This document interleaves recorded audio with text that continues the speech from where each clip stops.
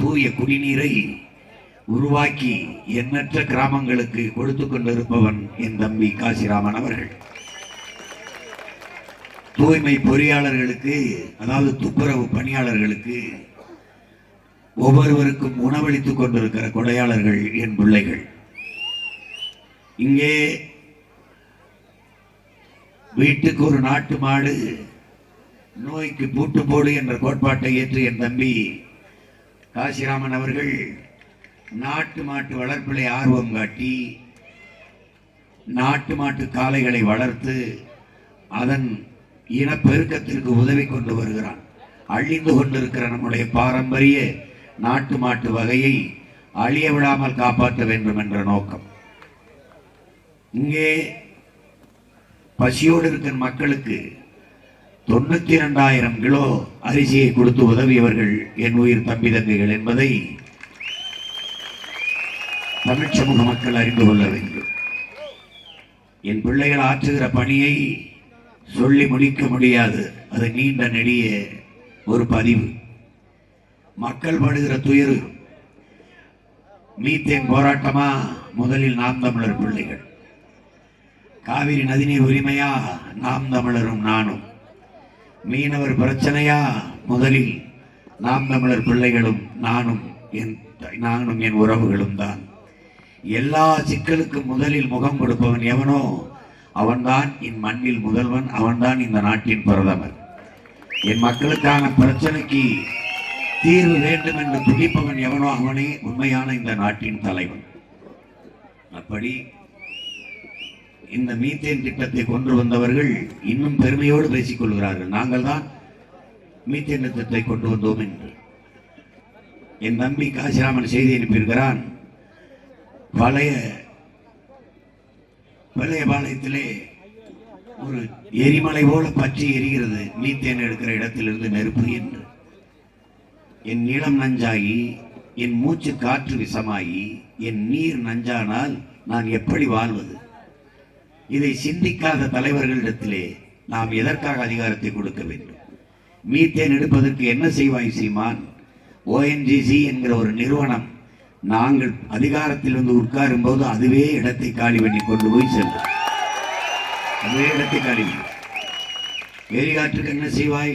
ஆடு மாட்டு கழிவிலும் மக்கிய இலைதலை கழிவிலும் குப்பை கிடங்கை உருவாக்கி அதில் சேமித்து எவ்வளவு தேவையோ அவ்வளவு பயோகேஸ் தயாரித்துக் கொள்ள முடியும் என்கிற சூழல் இருக்கும்போது என் நிலத்தை கெடுக்கிற, மக்களின் நலத்தை கெடுக்கிற அந்த நச்சு திட்டங்களை அகற்றிவிட்டு இயற்கைக்கு எந்த கேடும் வராத அந்த இயற்கை எரிகாற்று முறைக்கு நாங்கள் திரும்புவோம். எல்லாவற்றுக்கும் மாற்று திட்டம் எங்களிடத்திலே உண்டு. இங்கே என் தங்கை வரும்போது சொல்லிக் கொண்டு வந்தால் பருத்தி ஆலை, சர்க்கரை ஆலை எல்லாம் மூடப்பட்டு விட்டது என்று, பால் உற்பத்தி ஆலை எல்லாம் மூடப்பட்டு விட்டது என்று. இந்த ஆலைகள் எல்லாம் நிலத்திற்கு, நீருக்கு, காற்றுக்கு நஞ்சாகாது, கேடு விளைவிக்காது. ஆனால் இவர்கள் சொல்கிற சிப்காட் நச்சு கழிவுகளை வெளியிடும், தொழிற்சாலை கழிவுகளை வெளியிடும், பீங்கான் தயாரிப்பது, பிளாஸ்டிக் தயாரிப்பது, பாலித்தீன் தயாரிப்பது போன்ற தொழிற்சாலைகளை நிறுவி நம் நிலத்தை, நம் வாழ்விடத்தை நஞ்சாக்கி நாசமாக்கி விட்டு போய்வார்கள். மனிதர்களே வாழ முடியாத ஒரு சூழலுக்கு தள்ளிவிட்டு போய்விடுவார்கள்.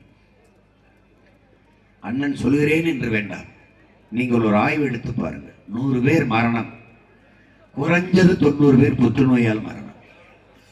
முன்பெல்லாம் நாங்கள் சிறுபிள்ளையாக இருக்கிற போது எப்பவாவது யாருக்காவது சொல்வார்கள் அவருக்கு புற்றுநோய் வந்து விட்டது என்று. அவர் அதிகமாக புகையிலை பிடிப்பவர் அல்லது சுருட்டு பிடிப்பவர், பீடி பிடிப்பவர், சிகரெட்டு பிடிப்பவராக இருப்பார், அல்லது பான்பராக் போடுவராக இருப்பார். எனக்கு தெரிந்தே என்னுடைய தம்பி ராசு மதுரவன் தெரியும், என்னுடன் பிறந்தவன், மாயாண்டி குடும்பத்தார் படத்தை இயக்கியவன். பான்பராக்கு பழக்கத்தாலேயே அவனுக்கு அந்த தொற்று வந்துட்டது. இப்போ என்னுடைய மைத்தன் செல்லப்பா கலை இயக்குனர் உதவியாக இருந்தார். பான்பராக்காலை புற்று, மரணத்தை தெரிந்தே நாங்கள் வாழ்ந்து கொண்டிருக்கிறோம். மாமா புற்று வந்துருச்சு மாமா, ஒரு வருஷம் சொல்லியிருக்காங்க மாமா, அப்போ என்ன மாமா அப்படின்னு. அவனுக்காண்டி மருத்துவ உதவியை தான் நாங்கள் செய்ய முடியுமே ஒழிய ஒன்றும் செய்ய முடியாது. இது தெரிந்தே இந்த சமூகத்தில் நடக்கிறது. இதை ஒழிக்க வேண்டும் என்று உங்கள் பிள்ளைகள் துடிக்கிறோம். நாங்கள் அதிகாரமற்ற எளிய மக்கள், எங்களால் உங்கள் கண்ணீரை துடைக்க முடியும், உங்களோடு சேர்ந்து கட்டிப்பிடித்து ஆறுதலாக ஆள முடியும். ஆனால் எதையும் தீர்க்கிற உயரத்தில் நாங்கள் இல்லை, கேட்கிற உயரத்தில் இருக்கிறோம். உங்கள் பிரச்சனை கேட்கிற இடத்தில் இருக்கிற எங்களை தீர்க்கிற உயரத்தில்.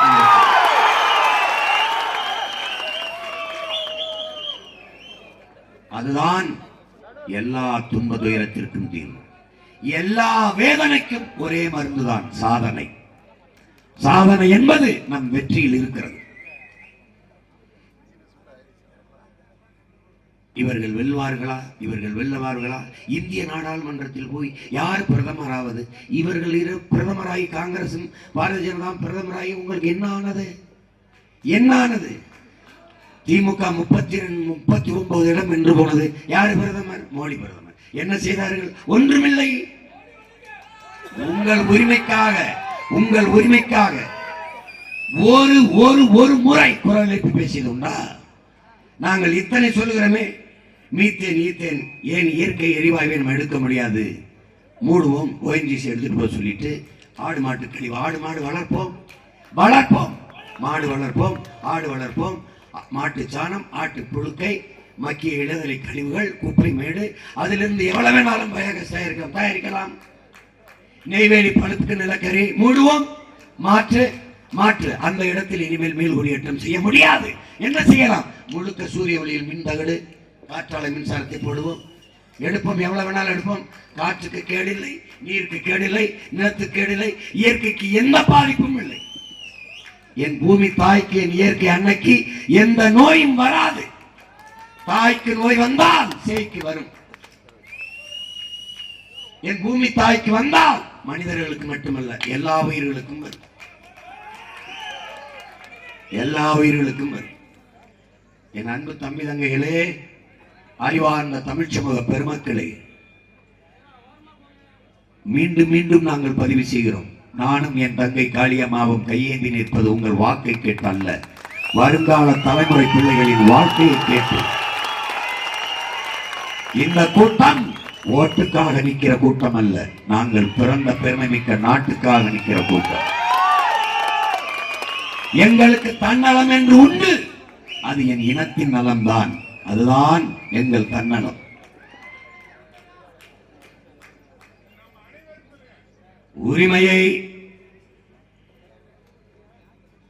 உரிமையை இழப்பது என்பது உயிரை இழப்பதற்கு ஒப்பானது.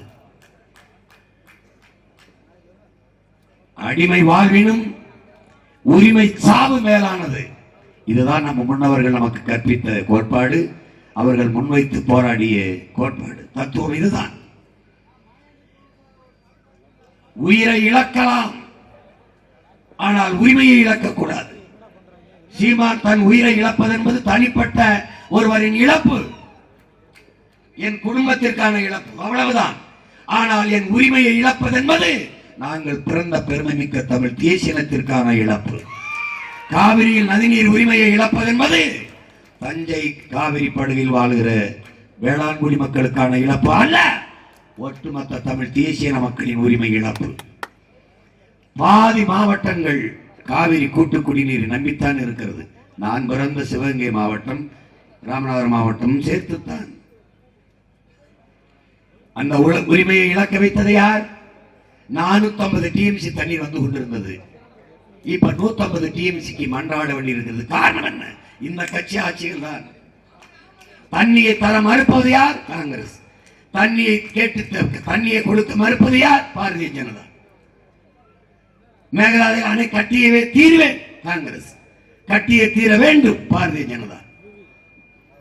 என் உரிமையை பறித்துக் கொள்பவனுக்கு, என் உரிமையை தர மறுப்பவனுக்கு எதற்கு என் ஓட்டு என்கிற கேட்கிற நாள் இதுதான். அதை கவனமா வச்சுக்க. உன் உரிமைக்கு எதிராக இருப்பவனுக்கு, உன் உணர்வுக்கு எதிராக இருப்பவனுக்கு, உன் உயிருக்கு எதிராக இருப்பவனுக்கு நீ வாக்களித்தாய் என்றால் நீ மான தமிழ் மகனாய் என்பதை நீ சிந்தித்து பார்த்துக்கணும். காவிரி நதிநீர் உரிமை பறிபோனது, கச்சத்தீவு உரிமை பறிபோனது. எடுத்துக் கொடுத்தது யார்? இதே காங்கிரஸ். அந்த உரிமையை பறிகொடுத்தது யார்? காங்கிரஸ். பறிகொடுக்கும் போது பதவியில் இருந்தது யார்? திமுக. ரெண்டும் என்ன? கூட்டு. வேண்டியது என்ன? உன் ஓட்டு. நீ அதை போட்டு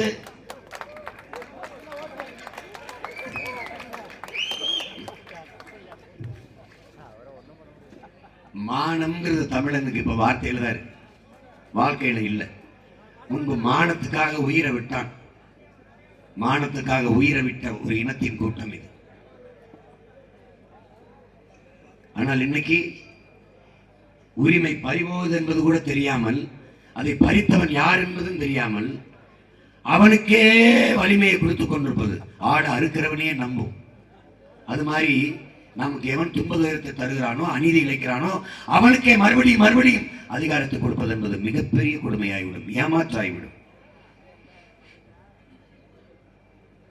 முல்லை பெரியாற்றில் நதிநீரை பெற முடியவில்லை, பெற்று தர முடியவில்லை. இவர்களால் இந்த திராவிட கட்சிகளின் நிலைப்பாடு என்ன? கூட்டு சேர்ந்து ஓட்டு கேட்கிற கம்யூனிஸ்ட் கட்சிகள் அவங்க தான் ஆள்றாங்க. முல்லை பெரியாற்றில் தண்ணீர் கேட்டால் என்ன நிலை?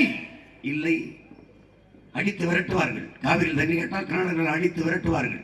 அடித்து விரட்டுகிற கட்சி ஆட்சிகள் தான் தமிழ்நாட்டுக்குள் வந்து இந்திய இறையாண்மை, தேச ஒற்றுமை, தேச பற்று பேசுவார்கள். ஏமாந்து விடாதே, வெற்று ஏமாற்று. அங்கே கம்யூனிஸ்ட் தர முடியாது தண்ணீர், காங்கிரஸ் தர முடியாது தண்ணீர், கர்நாடகாவில் தர முடியாது தண்ணீர், காங்கிரஸ் தர முடியாது பாரதிய ஜனதா. தமிழ்நாட்டுக்குள் வந்து இந்தியா, பாரத தேசம், நாட்டு பற்று எல்லாம் பேசுவாங்க, எல்லாம் பேசுவாங்க. ஒரு வார்த்தை பேசல காவிரி நதிநீர் என்னன்னு பாரதிய ஜனதா, காங்கிரஸ். மேலாதி அணை கட்டுவேன் என்கிறார்களே கன்னடர்கள், உங்கள் கருத்து என்ன? கேளு, கேட்டுட்டு அப்புறம் ஓட்டப்படும், கேட்டு ஓட்டப்படும். சொல் பாப்போம். என் விளைநிலங்களை பறிக்கிறார்களே, 1000 ஏக்கர், 2000 ஏக்கர், 3000 ஏக்கர் என்று, சிப்காட் தொழிற்சாலை, அந்த தொழிற்சாலை, இந்த தொழிற்சாலை என்று, இதில் உங்கள் கருத்து என்ன? நாட்டில் விளைநிலங்கள் வளங்களே குறைவாகத்தான் இருக்கிறது. விளைநிலங்களை நம்பி வாழ்கிற வேளாண் குடிமக்கள் தான் தற்சார்பு பொருளாதாரத்தில் தண்ணீர் விளைந்து வாழ்ந்து கொண்டிருக்கிறார்கள். அதை பறிக்கிறாய், தொழிற்சாலை கட்டி விடுவாய். உணவு தேவைக்கு நாளைக்கு வேளாண்மை செய்ய வேண்டிய அவசியம் வந்தால் எங்கே போய் வேளாண்மை செய்வாய்? எங்கே செய்வாய்? இந்த மக்கள் விசித்திரமானவர்கள். விளைநிலங்களில் மாளிகை கட்டுவார்கள், மொட்டை மாடியில் கத்தரிக்காய், தக்காளி வளர்ப்பார்கள். எப்படி? கத்தரிக்காய், தக்காளி, வெண்டைக்காய் தொட்டி வச்சு வளர்ப்ப, வாழை, கரும்பு, தென்னை எல்லாம் எப்படி வளர்ப்ப? அதையும் மொட்டை மாடியில் வளர்த்துருவியா? எப்படி? வேடிக்கையா இருக்கும் இவர்கள் செய்வது. ஆண்கள் யோசிச்சு பாரு. ஒரு கருத்து இருக்குதா? இந்த சிப்காட் தொழிற்சாலை எத்தனை இருக்கு தமிழ்நாட்டில்? அதனால அடைந்த வளர்ச்சியை ஒன்று சொல்லு, அடைந்த வளர்ச்சியை சொல்லு. ஆட்சியாளர்கள் கமிஷன் வாங்குவதற்கு பயன்பட்டிருக்கே ஒழிய அடைந்த வளர்ச்சி ஒன்று சொல்லு. ஏதாவது சொல்லு. அந்த ஆலைகளில் இருந்து வர நச்சு கழிவுகளை என் ஆறுகளில் கொட்டினாய், என் நிலத்தில் கொட்டினாய், என் நீரை நஞ்சாக்கினாய், என் நிலத்தை நஞ்சாக்கினாய். அதை தவிர நீ சாதித்தது என்ன? ஒன்றும் கிடையாது, ஒன்றும் கிடையாது. தொழிற்சாலை இல்லாத எப்படி வளர்ச்சி அடைவாய்? அடைய முடியும். நிலமும் வளமும் சார்ந்த தொழிற்சாலை ஆரம்பிக்கணும். சர்க்கரை, சர்க்கரை ஆலைனா என்ன? கரும்பு, பல ஆயிரம் ஏக்கரில் கரும்பு, கரும்பில் இருந்து சர்க்கரை ஆலை, சர்க்கரையில் இருந்து எத்தனால் பெட்ரோல், கரும்பில் இருந்து சர்க்கரை, வெல்லம், அந்த கரும்பு சக்கையில் இருந்து சாப்பிடுற தட்டு தயாரிக்கிற தொழிற்சாலை. எத்தனை வேலை வாய்ப்புகளை ஏற்படுத்தி கொடுக்க முடியும் மக்களின் வாழ்விடத்திலே? ஏன் அந்த சிந்தனைக்கு வரவில்லை? மாற்று சிந்தனைக்கு வரவில்லை. இந்த ஆட்சியாளர்கள், கட்சிகள் சிந்தனை எல்லாம் அடுத்த தேர்தலில் எப்படி வாக்கை பறிப்பது என்பதுதான். அதை பற்றியதான் சிந்திப்பார்கள். அரசியல்வாதிகளுக்கு எப்போதும் அடுத்த தேர்தலை பற்றிய சிந்தனை இருக்கும். தலைவர்களுக்கு மட்டும்தான் அடுத்த தலைமுறையை பற்றிய சிந்தனை.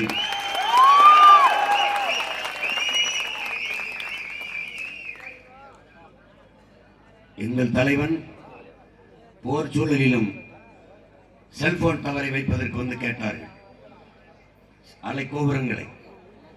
அவர் கேட்கிறார், இது சிட்டுக்குருவிகளை கொன்று விடுமாமே இந்த அலைக்கதிர், அலைவீச்சு? ஆமாம், அது பாதிப்பு இருக்கும் அப்படின்னு. அப்போ வேணாம், என் நிலத்தில் வைக்க முடியாது, எடுத்துட்டு போங்க.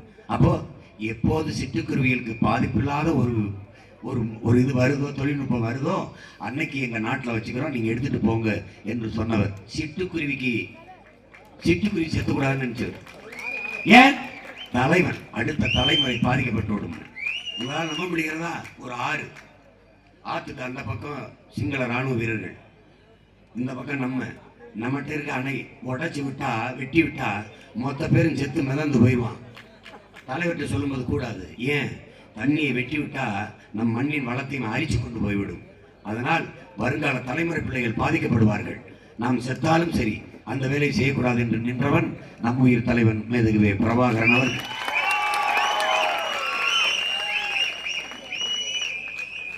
மண்ணை மக்களை நேசிக்கிறவனுக்கு தான் அப்படி சிந்தனை வரும். அப்படி இல்லை, நீ இழந்த உரிமை ஒன்று ரெண்டு இல்லை, உன்னுடைய தாய் நிலத்தில், உன்னுடைய தமிழ்நாட்டில், உன் நீதிமன்றத்தில், உன் தாய்மொழியில் வழக்காடுகிற உரிமையை வச்சிருக்கிய இல்லை. இத்தனை ஆண்டுகள் ஆண்டவர்கள் அந்த உரிமையை பெற்றுக் கொடுத்திருக்கிறார்களா? இன்னும் வந்தால் பெற்றுத் தருவோம், வந்தால் பெற்றுத் தருவோம். இதான் வந்தபோது ஏன் தரவில்லை சொல்ல முடியாது. ஒண்ணும் கிடையாது. என்ன உரிமை நீ வச்சிருக்க சொல்லு. ஒன்னே ஒண்ணு, கல்வி. கல்வி மாநில உரிமையாக இருந்தது. அது எப்படி மத்திய அரசு கிட்ட போனது? எடுத்துக்கிட்டு போனது யார்? இந்த காங்கிரஸ். எடுக்கும் போது அதிகாரத்தில் இருந்தது யார்? இந்த திமுக. ஆனால் இங்க என்ன சொல்லும்?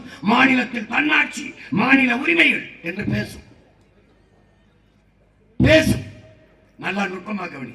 இந்திய கட்சி காங்கிரஸ், இந்திய கட்சி பாரதிய ஜனதா, இந்திய கட்சி கம்யூனிஸ்ட் அந்தந்த மாநிலங்கள் என்று வருகிற போது அந்தந்த மாநில நலனையே பேசும். மாநில நலனுக்காக தொடங்கப்பட்ட கட்சி திமுக. அது தேர்தல் என்று வருகிற போது, இப்போ பாராளுமன்ற தேர்தல் என்று வருகிற போது இந்திய நலனை பேசும். இப்ப எப்படி பாரு, இந்தியாவை காப்பாற்ற ஸ்டாலின் அழைக்கிறேன். நுட்பமா பாத்துக்க. ரெண்டு பேரும் வேற வேற இல்லை. ரெண்டு பேரும் யார்? தமிழ் தேசிய மக்களின் வரலாற்று பகைவர்கள், தமிழுக்கும் தமிழர்களுக்கும் ஜென்ம எதிரிகள். அவனுக்கு ஒரே நோக்கம்தான், நம்மளை ஒழிச்சிடணும், நம்மளை ஒழிச்சிடணும். எந்த உரிமையும் அவனுக்கு இருக்கக்கூடாது. இப்ப ஒருத்தன் எந்திரிச்சு வர்றான், வரலாற்றுல முதலா ஒருத்தன் நிமிர்றான், அவன் ஒரு பெரிய படையை திரட்டான். அவனிடத்தில் ஒன்றுமில்லை, ஆக சிறந்த கருத்தை தவிர, தத்துவ கோட்பாட்டை தவிர. அவன் திரட்டுகிறான், அவனினும் இளைய பிள்ளைகளை ஒரு படையாக கட்டுகிறான். என்ன நடக்குது? கூட்டம் கேட்டால் அந்த இடத்துல அனுமதி இல்லை. அனுமதி முதல்ல மறுத்தால் வேற இடம் கேட்கிறது, கடைசி நொடியில ரத்து பண்றது, நீக்கிறது. அங்க யார் ஆள் நடமாட்டம் எங்கு இல்லாமல் இருக்கும் அங்கு போய் பேசிட்டு போவோம். எப்படி இருக்கு? என்னை பார்த்து எந்த அளவுக்கு பயந்திருக்கிறார்கள் என்பதை தெரிந்து கொள்ளின் உடன் பிறந்தவனே.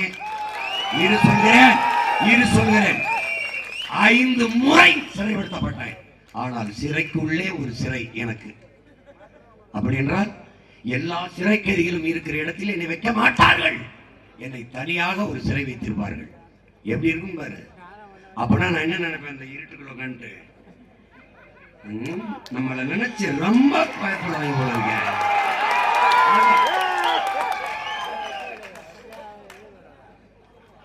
காளியம்மாள் வென்று விடுவாளோ?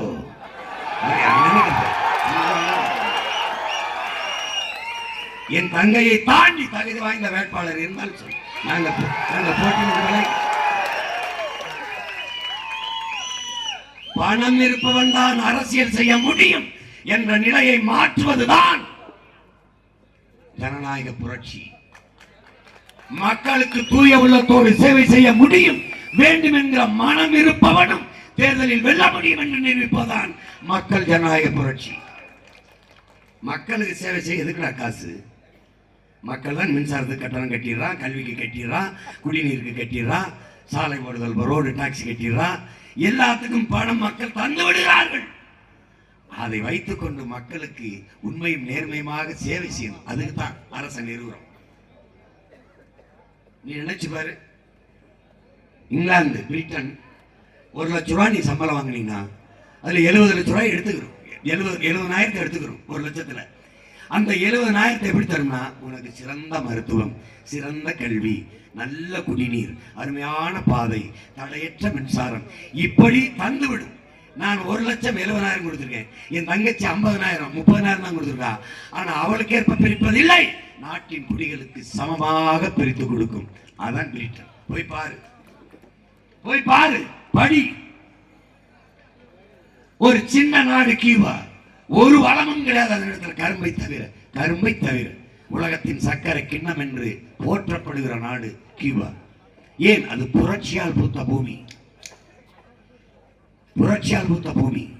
அது கல்வியை தன்னகத்தை வைத்திருக்கிறது, மருத்துவத்தை தன்னகத்தை வைத்திருக்கிறது, போக்குவரத்தை தன்னகத்தை வைத்திருக்கிறது, எல்லாவற்றையும் தன்னகத்தை வைத்து தன் நாட்டின் குடிகளுக்கு பொதுமையாக பிரித்துக் கொடுக்கிறது. அப்படி இங்க இருக்கிறதா?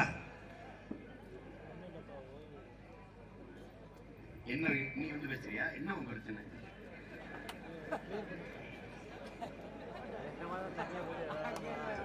நானும்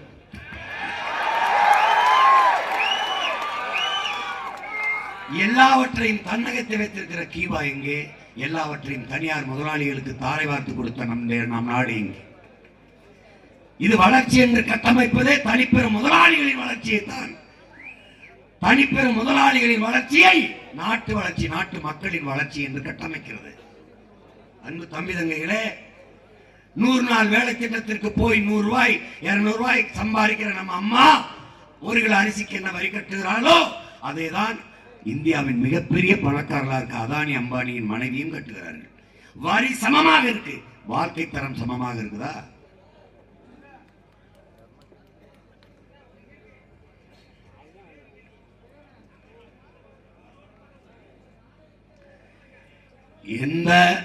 எந்த உரிமையும் உனக்கு இல்லைங்க, எந்த உரிமையும் உனக்கு இல்லை. எல்லாவற்றையும் இழந்து நின்று நிற்கிற ஒரு அடிமை தேசியத்தின் மக்களாக நாம் இருக்கிறோம். இதை இழந்த உரிமைகளை மீட்பதற்கு, இருக்கிற உரிமைகளை காப்பதற்கு நமக்கென்று ஒரு அரசியல் அதிகாரம் தேவைப்படுகிறது. இந்த மண்ணும் மக்களும் படுகிற அவதியை, வேதனையை, உரிமை இழந்து தவிக்கிற சிக்கல்களை இந்திய நாடாளுமன்றத்திற்குள் எடுத்து பேசி இந்த சிக்கலுக்கு தீர்வு காண வேண்டும் என்றால் இவர்கள் இதுவரை வாய்ப்பு கொடுத்தீர்கள், நடக்கல. ஒரே ஒரு முறை நாம் தமிழர் கட்சி பிள்ளைகள், என் தங்கை காளியம்மாவுக்கு வாய்ப்பு கொடுத்து உன்னோட இந்த தேர்தலில் களத்தில் நிற்பவர்கள் யார் யார் என்று பார். காங்கிரஸ் யார்? உன் இனத்தை கொன்ற வரலாற்று பகைவன். கண் முன்னே கொத்து கொத்தாக நம் இனத்தை தமிழீழ தாயகத்தில் கொன்று குவித்த கூட்டம் காங்கிரஸ்.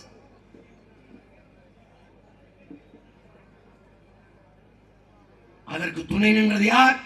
திமுக. இரண்டும் கூட்டு. காரணம் உன்னுடைய ஓட்டு. அடுத்து யார்? பாரதிய ஜனதா. பல்லாயிரக்கணக்கான இஸ்லாமிய மக்களை குஜராத்திலே கலவரம் நடத்தி கொண்டு குவித்தவர்கள். அதிலே ஐயா மோடி அவர்கள் ஒரு ஊடகவியலாளர் கேட்கிறார், குஜராத் கலவரத்திலே மக்கள் கொல்லப்பட்ட போது உங்க மனநிலை எப்படி இருந்தது என்று. வேகமாக கார் ஓட்டி போகிறோம், குறுக்கே ஒரு நாய் வந்து விழுந்து அடிபட்டு செத்து போனால் நமக்கு எப்படிப்பட்ட மனநிலை இருக்குமோ அப்படிப்பட்ட மனநிலை தான் எனக்கு இருந்தது என்கிறார். எப்படிப்பட்ட மகாத்மாவை நீ தேர்வு செய்திருக்கிறாய் பாத்தியா? சொந்த நாட்டு மக்களை, சொந்த மாநில மக்களை முகாம்களை அழைத்து வைத்திருந்தார்கள்.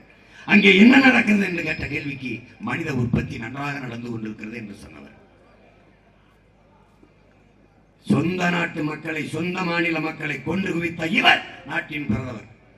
சொந்த நாட்டு மக்களை, தமிழ் மக்களை கொண்டு குவித்த ராஜபக்சே அந்த நாட்டின் அதிபர். என்னடா இருக்கு இந்த நாட்டில்? எங்கே இருக்கிறது மானுடம்? எங்கே இருக்கிறது மனிதநேயம்? எங்கே இருக்கிறது? யார் நமக்காக அழுதது?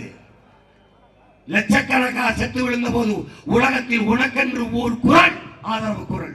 கர்நாடகாவில் இருந்து திராவிடம் பேசுகிற பெருமக்கள், நான் திராவிடன் அவனும் திராவிடன் என்றார், எப்படியடா என் திராவிட சகோதரனை கொள்வாய் என்று கர்நாடகாவில் இருந்து ஒரு குரல் கேட்டதுண்டா? ஆந்திராவில் இருந்து ஆத்திரமான ஒரு குரல், ஒரு அறிக்கை. கேரளாவில் இருந்து ஒரு வருத்தம் தோய்ந்த வார்த்தை, ஒரு சொட்டு கண்ணீர். இல்லை. எங்கே இருக்கிறது திராவிடம்? எங்கே?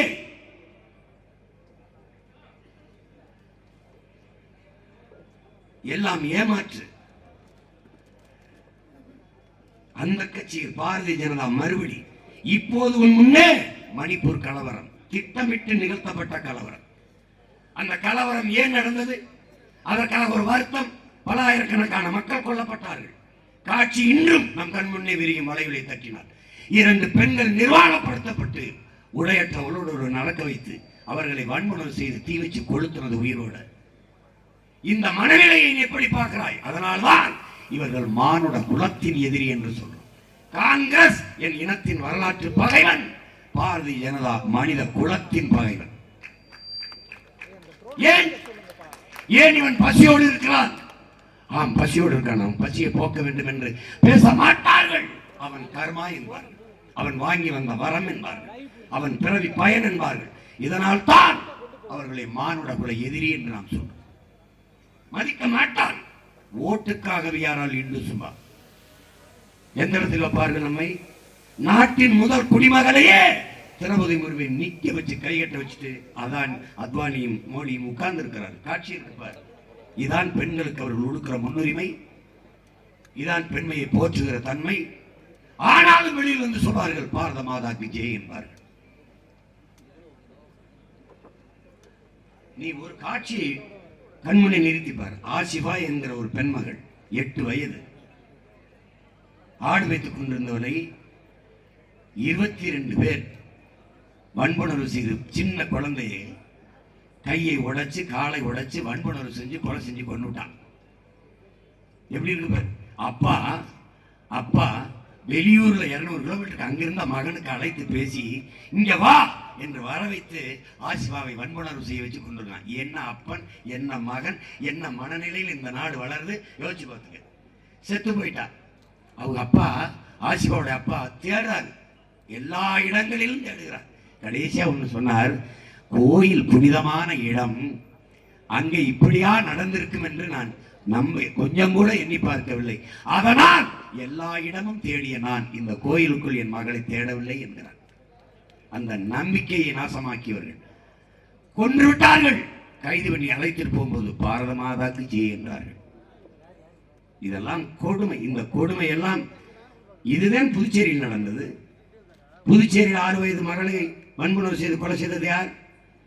ஏன் அந்த பிரச்சனை அப்படி மூடப்பட்டது? ஏன் அது மறுபடி பேசப்படவில்லை? அவர்கள் எல்லோரும் RSS இருக்கிறார்கள். சைனிக்னு ஒரு இது இருக்கு, ஸ்கூல் இருக்கு, பள்ளிக்கூடம் கோயம்புத்தூர்ல. ராணுவ வீரர்களின் பிள்ளைகள் படிப்பது. அவர்களுக்கு RSS பயிற்சி கொடுக்குது. எந்த மனநிலையில் வெளியில வளர்ந்து வருவான்? அவன் பார்க்கும் போதே உன்னை பகைவனாவே பார்ப்பான். இஸ்லாமின் கிறிஸ்தவர்களே, நீ என்ன நினைப்ப? சரி, நான் இப்படி ஒண்ணு கேட்கிறேன். இந்தியா அதிகமா ஏற்றுமதி செய்யற கறி எது, பொருள் எது? மாட்டுக்கறி. ஆண்டு ஒன்றுக்கு 24 லட்சம் டன் ஏற்றுமதி செய்யுது. உலகத்திலே அதிகமா மாட்டுக்கறி ஏற்றுமதி செய்யற நாடு இந்தியா. ஆனால் மாடு எங்கள் தெய்வம். நீ மாட்டுக்கறி சாப்பிட்டா கொண்டு வரும், ஆனால் ஊரானுக்கு ஊட்டி விடும். இது என்னுடைய கொள்கை கோட்பாடு. Beef export hey, Hindustan is number 1 है। யாருக்கு எக்ஸ்போர்ட்? யாருக்கு? எல்லாம் இஸ்லாமிய கிறிஸ்தவ நாடுகள். அவனுக்கு மாட்டுக்கறியை ஏற்றுமதி செஞ்சு அவன் கொடுக்கிற காசுல சாப்பிடுவான், வாழ்வான். ஆனால் அவன் எதிரி. இந்த கிறிஸ்தவனை அதிகமா பேச முடியாது. ஏன்னு சொல்ல, கொண்டே வருவான் அமெரிக்கா. உலக வங்கி அவன் கட்டுப்பாட்டில் இருக்கு. 150 லட்சம் 56 லட்சம் கோடி கடன் வாங்கியிருக்கு. 60 ஆண்டுகளில் இந்தியா வாங்கினது 56 கோடி தான், 56 லட்சம் கோடி தான். ஆனா நம்ம ஆள் வந்த 10 ஆண்டுல 156 லட்சம் கோடி. எப்படி இருக்கு? எப்படி இருக்கு? மறுபடியும் வரப்போறாருங்கிறார். மறுபடியும் வந்தா நம்ம எல்லாரும் தெருக்கோடி தான். மோடி ஆட்சியில் மக்கள் தெருக்கோடி, அவ்வளவுதான். தெருவோடு ஏந்தி தெருவோடு போக வேண்டியதான். இங்கே மாற்றம் என்பது வெறும் வெற்று வார்த்தை. நன்கு உடன் பிறந்தவனே, மாற்றம் என்பது, வளர்ச்சி என்பதும் வெறும் வார்த்தை. ஜனநாயகம் என்பதும் சம உரிமை என்பதும் சம வாய்ப்பு என்பதும் வெறும் வார்த்தைகள். இங்கே கிடையாது. மக்களுக்கான நீதியை நீ பார்த்திருக்கிறியா? ஒரு வழக்குக்கு நீ போய் சாதாரண உழைக்கும் மக்கள் நீதிமன்றத்தில் போய் உடனே நீதியை பெற்று திரும்ப முடியும். 10 ஆண்டு 15 ஆண்டு நிலுவையில் கிடக்கும். ஆனால் ஒரு அரசியல் கட்சி ஒரு பொதுக்குழு தீர்மானத்தை நிறைவேற்றி இது செல்லுமா செல்லாதா என்றால் காலையில் போனால் மாலையில் தீர்ப்பு. இந்த சின்னம் யாருக்கு கொடுக்கப்படும், யாருக்கு, இதில் யாருக்கு, இந்த 2 பேரில் யாருக்கு என்று கேட்டால் இவருக்கு என்று உடனே தீர்ப்பு வரும். ஆனால் அதிகாரம் யாருக்கு, நீதி யாருக்கு, யாருக்கு கட்டப்படுகிறது? இப்போது நீ வாக்கு செலுத்தி கட்டப்படுகிற அதிகாரம் யாருக்கு? அதானி அம்பானிக்கா, அடித்தட்டு மக்களுக்கா? ஆழ்ந்து சிந்தித்து பாரு. காங்கிரஸ் கொடுத்தால் என்ன ஆகும்? ஏர்போர்ட்டை எதுக்கு நீ அதானி கொடுக்கிறாய்? ஏர்போர்ட் ஒண்ணு வச்சுக்க முடியாதா? துறைமுகம் கட்டுவதை எதற்கு அதானி கொடுக்கிறாய்? ஏன் அரசு கட்ட முடியாதா? இப்படி பாரு, ஏர்போர்ட்டை தனியார் கொடுத்துட்டாய். அந்த வரைபடம் யார்கிட்ட இருக்கும்? தனியார் முதலாளிட்டு இருக்கும். சீனாவுக்கு எனக்கு சண்டை. இந்த வரைபடத்தை கூட 1 லட்சம் கோடி தரேன்னா கொடுத்துட்டு போயிட்டே இருப்பானே. அவன் அங்க வந்து போர் விமானத்தை நிறுத்தி சண்டை போட்டு கொண்டு போயிடுவானே. என்ன பண்ணுவேன்? என்ன வச்சிருக்க பாதுகாப்பு? 100 விழுக்காடு ராணுவத்தில் அந்நிய முதலீடு கொண்டு வந்துட்டு 100 விழுக்காடு. ராணுவ வீரர்களுக்கு உடை தைக்கிறது யார்? தனியார். ராணுவ வீரர்களுக்கு உணவு போடுறது யார்? தனியார். துப்பாக்கி எங்க வாங்கினா ரஷ்யால, பீரங்கி எங்க வாங்கினா இஸ்ரேல்ல, போர்க்கப்பல் எங்க வாங்குற ரஷ்யால, ரபேல் விமானம் எங்க வாங்கின பிரான்ஸ்ல. எல்லா நாட்டிலையும் ஆயுதங்களை வாங்கி எந்த நாட்டோட சண்டை குட்டி என்னை காப்பாற்ற போற? எந்த நாட்டுல?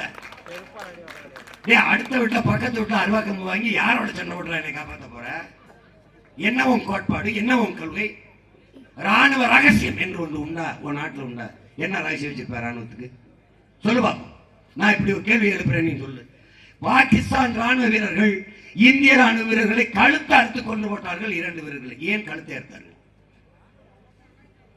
கழுத்தை அறுக்கும் போது ஏன் என் நாட்டு கழுத்தை இருக்கிறவங்க என்ன பண்ணி இருந்தாங்க? கையில துப்பாக்கி இருக்கு. சுற்றுப்பாடல கிட்ட வரும்போது ஏன் துப்பாக்கி இருக்கு தோட்டால், அதனால வந்தான் புலிச்சான் கழுத்தை அறுத்துட்டு போயிட்டான்.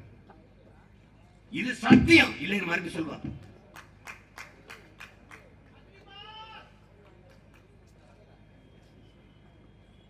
ஆழ்ந்து யோசிச்சு பாரு. வலிமை மிக்க கடற்படை வச்சிருக்க இந்திய ராணுவம் கடலுக்குள்ள பாதுகாப்பு பணியை செய்யுது. யாரிடமிருந்து யாரை பாதுகாக்க அந்த பணியை செய்யுது. உன் சொந்த நாட்டு மக்களில் 850 பேரை சொல்லிருக்கான் இலங்கை கடற்படை வீரர், இலங்கை ராணுவம். ஒரே ஒரு செய்தி சொல்லு. இந்த நாட்டு மீனவனை தாக்க வரும்போது சிங்கள ராணுவத்தை தடுத்து காப்பாற்றினார்கள் இந்திய ராணுவம் என்று ஒரு செய்தி சொல்லுவோம். எனக்கு நாட்டுப்பட்டு வரணும்னா எப்படி வரும்? எப்படி வரும்? நான் செத்து விழுந்த மீனவன் நெத்தி பொட்டில் வைக்க 1 ரூபா காசு தரல. நீ 1 ரூபா. மீனவன் செத்து விழுந்தா கண்டுக்காது. நான் கள்ளச்சாரம் குடி செத்தா 10 லட்சம் தரும். அது ஒரு இது இப்படி ஒரு ஆட்சி, இப்படி ஒரு நடைமுறை. எவ்வளவு வேலை செய்ய வேண்டியது பாரு. இப்ப நம்ம வேளாண்மை அரசு பணியா மாத்தணும், ஆடு மாடு வளர்த்தல் அரசு பணியா மாத்தணும். ஏன்னா என் மக்களுக்கு ஒரு மன நோய் இருக்கு. ஆடு மாடு வளர்த்தல் அவமானம். வேளாண்மை செய்வது படிக்கிறவன் செய்யற தொழில் இல்லை, வேலை இல்லை. படிக்கிறவன் செய்யற வேலை இல்லை என்றால் படிக்கிறவன் சாப்பிடக்கூடாது, படிச்சவன் சாப்பிடக்கூடாது, பசிக்க கூடாது. பசிக்குது இல்ல? பசிக்குது இல்லை. நீ IAS IPS டாக்டர் ஆகி போயிட்டே இருக்க வேண்டியதானே? டாக்டர் ஆகிட்டு தான் உனக்கு பசிக்காத, ஒரு மாத்திரை போட்டு போக வேண்டியதானே? ரொம்ப பசிச்சா ஒரு ஊசி. IAS IPS. நான் IPSங்க. அதுக்கு என்னங்க செய்யறது? சோத்துக்கு எங்க போவிய? செல்போன் வச்சிருக்கா 1.5 லட்சம். எல்லாத்தையும் டவுன்லோட் பண்ணுவேன். 1 லிட்டர் தண்ணீரை ஒரு சாப்பாடையும் டவுன்லோட் பண்ணுவா. செல்போன் 1.5 லட்சம். அப்ப என்ன செய்ய? ஆர்டர் பண்ணுவேன். டவுன்லோட் பண்ண முடியாது. அண்ணே அண்ணே அண்ணே எனக்கு ஒரு பிரியாணி. அந்த பிரியாணி எங்க இருந்து வரும்? என்னைக்கு இதை சிந்தித்து நீ தெளிவடைகிறியோ அன்னைக்கு நீ உருப்பட்டு. அன்னைக்கு உருப்பட்டு. கற்பி ஒன்று சேர் புரட்சி செய்கிறார் அண்ணல் அம்பேத்கர். இழந்துவிட்ட உரிமைகளை பிச்சை கேட்டு பெற முடியாது, போராடித்தான் பெற்றாக வேண்டும் என்கிறார். உரிமையை இழப்பதை விட உயிரை இழப்பது மேலானதுங்கிறார் நம்ம உயிர் தலைவர் மேதகுவே பிரபாகரன் அவர்கள். நீ உன் உரிமைக்காக நில். நைஜீரியாவின் வீரன், ஒரு போராட்ட மகன் கன்சரவா, இந்த மீத்தேன் எடுத்த நிலங்களில் இருந்த மண் கருப்பப்பட்டு போயிருந்த கையில ஒட்டி காட்டுகிறான். என்னரும் மக்களே, நம் தாய் நிலத்தை காப்பாற்ற வாருங்கள், இல்லை என்றால் நாம் கொல்லப்படுவோம், தப்பி செல்லவும் நமக்கு வழி இல்லைங்கிறான். அதேதான் உனக்கு நான் சொல்றேன், அதேதான் உனக்கும் சொல்றேன். கவனமா இரு. நீ கொல்லப்படுவாய், கொல்லப்பட்டாய் இன்னொரு தாய் நிலத்தில், ஈழத்தில். கேட்க நாதி இல்லை. இந்த அதிகாரங்கள் உனக்கானது இல்லை. இந்த தலைவர்கள் உன்னை ஆள வேண்டும் என்று நினைப்பார்கள், நீ வாழ வேண்டும் என்று துளியும் நினைக்க மாட்டார்கள். அதை கவனத்தில் வச்சுக்க. இவர்களுக்கு தமிழர்களை ஆள வேண்டும் அந்த வெறிதான் உண்டு. எல்லோரையும் போல என் இன மக்களும் பெருமையோடு வாழ வேண்டும் என்கிற கனவு இவர்களுக்கு கிடையாது. உங்கள் பிள்ளைகள் எங்களுக்குத்தான் உண்டு.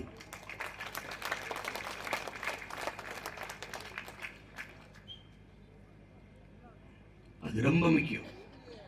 ஈழத்துக்குள்ள கொண்டான், கடலுக்குள்ள கொண்டான், 850 பேர் செத்தோம். ஆந்திர காட்டுக்குள்ள கொண்டான். ஒருத்தன் கேட்டான செம்மரக்கட்டையை விட்டவன் தானே 20 தமிழர்களை கொண்டுட்டீ. நீ ஒரு மரக்கட்டைக்கு இருக்கிற மதிப்பு மான தமிழ் மக்களுக்கு எங்களுக்கு இல்லையாடா? அவன் ஒருத்தன் கேட்க, ஒருத்தன் கேட்க. இங்கே ஆண்டவர்கள், மேலே இந்திய ஒன்றியத்தை ஆண்ட ஆட்சியாளர்கள், இது கொடுஞ்செயல், கண்டிக்கத்தக்கது. ஒருத்தன் பேச. ஒரு மயில, ஒரு மானை, ஒரு காட்டு எருமையை சுட்டு போட்டு வந்திருப்பேன் நீ.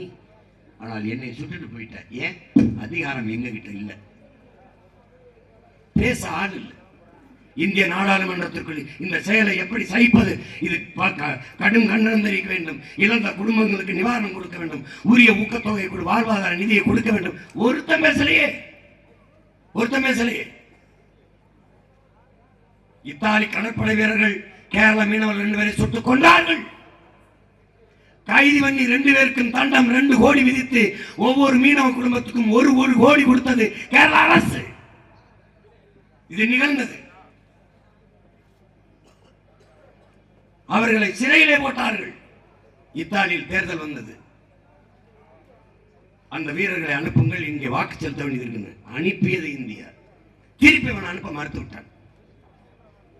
இந்த நாட்டின் பிரதமர் மன்மோகன் சிங் கொக்கரித்தார். திருப்பி அவர்களை அனுப்பவில்லை என்றால் பெரும் பின்விளைவுகள் ஏற்படும் என்று. அப்படி எத்தனை மீனவனை என்னை சுட்டான். ஒருத்தன் பேசலையே, ஒருத்தன் பேசலை. ஏன்? நான் ஆதியற்றவன், அதிகாரமற்றவன், அடிமை இனத்தின் மகன். எனக்கென்று தலைவன் இல்லை, எனக்காக பேச எவனும் இல்லை. தனித்து விடப்பட்ட அடிமை தேசிய இனத்தின் மக்கள் நாங்கள். ஆனால் திரும்ப திரும்ப அதே தவறை என் இன சொந்தங்கள் செய்யக்கூடாது. பிஜேபி வளருது என்கிறார்கள். வளர்த்தவர்கள் தான் இவர்கள் தான்.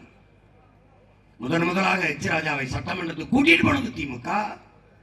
நல்லகன் என்ற ஒரு மனித புனிதனை, மகத்தான தலைவனை கோயம்புத்தூர்ல இந்த சிபி ராதாகிருஷ்ணன் ஐயாவை ஜெயிக்க வைக்க ஐயா நல்லகனை தோற்கடித்த கட்சி இந்த திமுக. இல்லை என்று மறுக்குமா? மறுக்குமா? என்னடா நீங்க ஆட்சி? முல்லை பேரியாற்று கீழே பேபி அணைன்னு ஒண்ணு இருக்குது, பேபி டேம். அதிலே ஆழப்படுத்தி, தூர்வாரி ஆழப்படுத்தி தண்ணீரை சேமித்து வைத்துக் கொள்ளலாம் என்றால் ஒரு 15-20 மரங்கள் அடர்த்தியா நிற்குது. அந்த மரத்தை வெட்டிட்டு தான் தூர்வார முடியும். எத்தனை ஆண்டுகளாக கேரள அரசு, தமிழ்நாடு அரசு கேட்குதுங்கிற அந்த மரத்தை வெட்டிக்கிற உரிமையை? 40 ஆண்டுகளாக. நம்ப முடிகிறதாவனால் 40 ஆண்டுகளாக. கடைசியாக மரத்தை வெட்ட அனுமதியை பினராயி விஜயன் கொடுத்தார். காலையில் கொடுத்துட்டு மாலை உச்ச நீதிமன்றத்தில் மறுத்து விட்டார். வெட்டக்கூடாது. மரத்தை வெட்டக்கூடாது, சரிதான். ஆனால் மரத்தை வெட்டிவிட்டால் வேறு மரத்தை நட்டு வளர்த்து விட முடியும். ஆனால் மரத்தை வெட்ட அனுமதி தராத கேரளா என்னுடைய மலையை வெட்டி எப்படி கொண்டு போகிறது? அதை எப்படி இந்த அரசு அனுமதிக்குது? எப்படி அனுமதிக்குது? நீ எந்த கொம்பாதி கொம்பனாம் இரு, உன் மந்திரத்தால், உன் ஜபத்தால், உன் தொழுகையால் மலை வளர்த்துடுவியா? அமெரிக்க அதிபர் பைடன் சொல்லிவிட்டார், அதை எங்க வளருவோம். மலை வளருமா? நாட்டின் பிரதமர் நரேந்திர மோடி சொல்லிட்டார், மணல் அப்படி உருவாகுமா? என்ன விட்டாரு படமாடாது. அகத்தியர் சொன்ன மாதிரி விந்திய மலை, நீ ஒரு மலை உருவாக அப்படியா? அப்படியா? தம்பி, உன்னால் உருவாக்க முடியாத ஒன்றை உனக்கு அழிக்கிற உரிமை எவன் கொடுத்தது? நீ கொம்பாதி கொம்பை சயின்டிஸ்ட் ஆடா, ரத்தத்தை உருவாக்கடா, உருவாக்கடா. தண்ணீரை சேர்க்க உருவாக்கடா. தண்ணினா அதெல்லாம் இல்லைங்க, நம்ம இதையும் சேர்த்தோம்னா தண்ணி வந்துடும். செய்ய செய்ய நீ தான் பெரிய புடிங்கியாச்ச. எங்க அப்பா கேட்கிறாரு, நீ தான் சந்திர மண்டலத்துக்கு சர்சர்னு சந்திராயன் அனுப்புற வெங்காயம் ஆச்சா. இங்க வா வெங்காயம், தோசை மாவு புளிக்க வச்சு காட்டு வெங்காயம். ஒரு சைனீஸ் பாலை தயிராக்கி காட்டு. உன்னுடைய அறிவுல பாலை தயிராக்கு. தோற்று போனாய். கோயில்கள், சர்ச்சு, பள்ளிவாசல் எல்லாத்தையும் மூடிட்டு ஓடி போயிட்ட. மோடி எல்லாம் முடிதிருத்துறது கூட போல. சடை இங்கிட்டு தாடி ஏன் ஒட்டிக்கிறது. நான் இந்திய நாட்டின் பிரதமர், எனக்கு 58 இன்ச்சு, ஒரே பஞ்சு தான், கொரோனா தூக்கிட்டு போயிருக்கு. தற்சார்பு பொருளாதாரம்னா என்னன்னா காதல விழல. இப்பதான் லேசா பேசுறாங்க. ஏன்னா ஒருத்தன் கத்துறான் தென்னிந்தியால, தமிழ்நாட்டில் தற்சார்பு. கொரோனாவோட ஒரு பேரிடர் வந்தா என்ன செய்வாய்? உணவு தேவைக்கு ஒவ்வொரு நாட்டையும் நம்பி இருந்தால், அங்கிருந்து இங்க எதுவும் போகக்கூடாது என்று தடை வைத்தால் எப்படி வாழ்வாய்? அந்த நெருக்கடியை சந்திச்ச ஒரு கண்ணுக்கு தெரியாத நுண்ணுயிரிட்டு திணறிச்சு. இவ்வளவு பெரிய நாடு உலகம் திணறிச்சு. ஒண்ணுமே பண்ணல ஒன்னால. ஆனாலும் நீ இருந்த வீட்டுக்குள்ளே இருந்த, எங்கேயும் போல.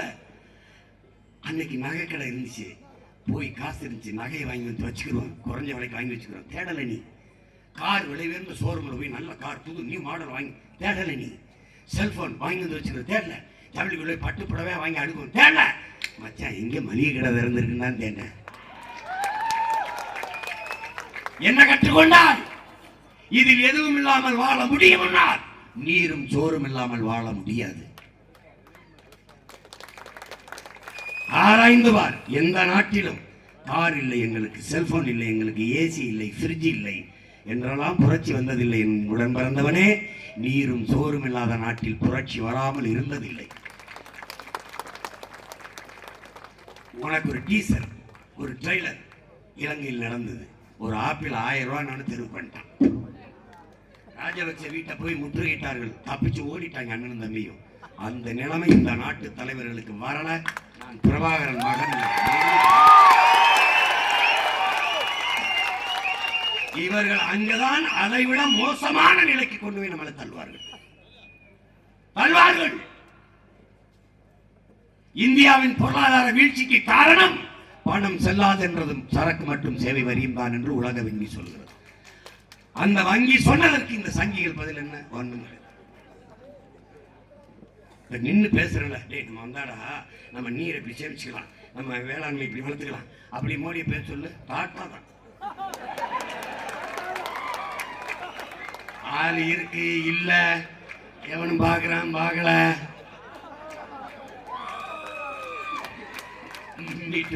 நீ இப்ப நம்ம என்ன செய்ய வேண்டியது இருக்கு? நம்ம ஏப்ரல் 19 என் தங்கச்சி காளியம்மாவுக்கு மைக்கில் ஒரு ஓட்டை போட்டு அவங்களுக்கு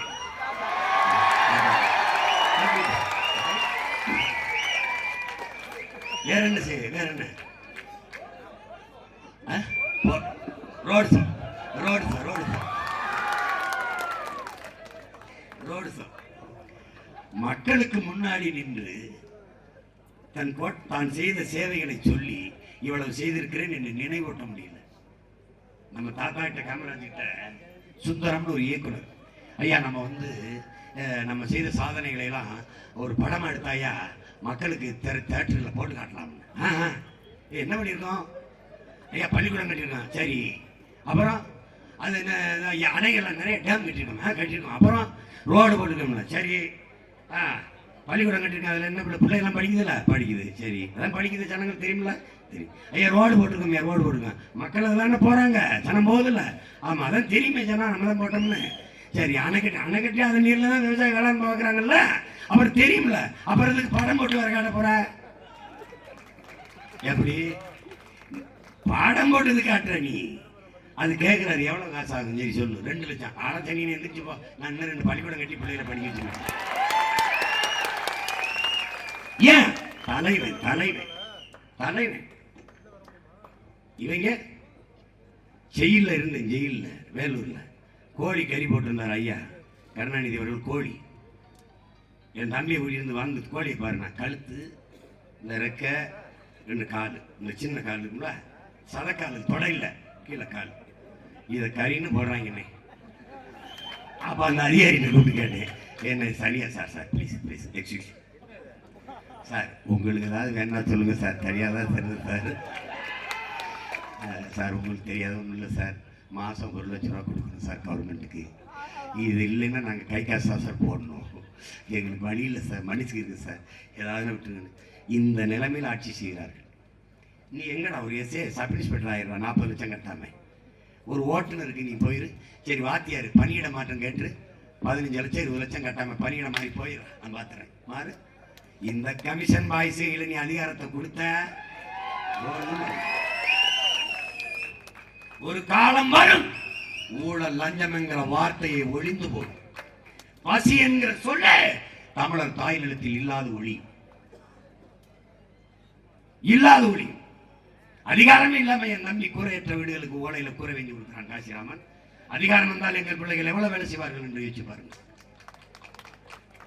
மறுபடியும் உங்கள் மகன் பதிவு செய்கிறேன், நாங்கள் வரும்போது பூமியின் சொர்க்கமாக என் தாய் நிலத்தை மாற்றி படைப்போம்.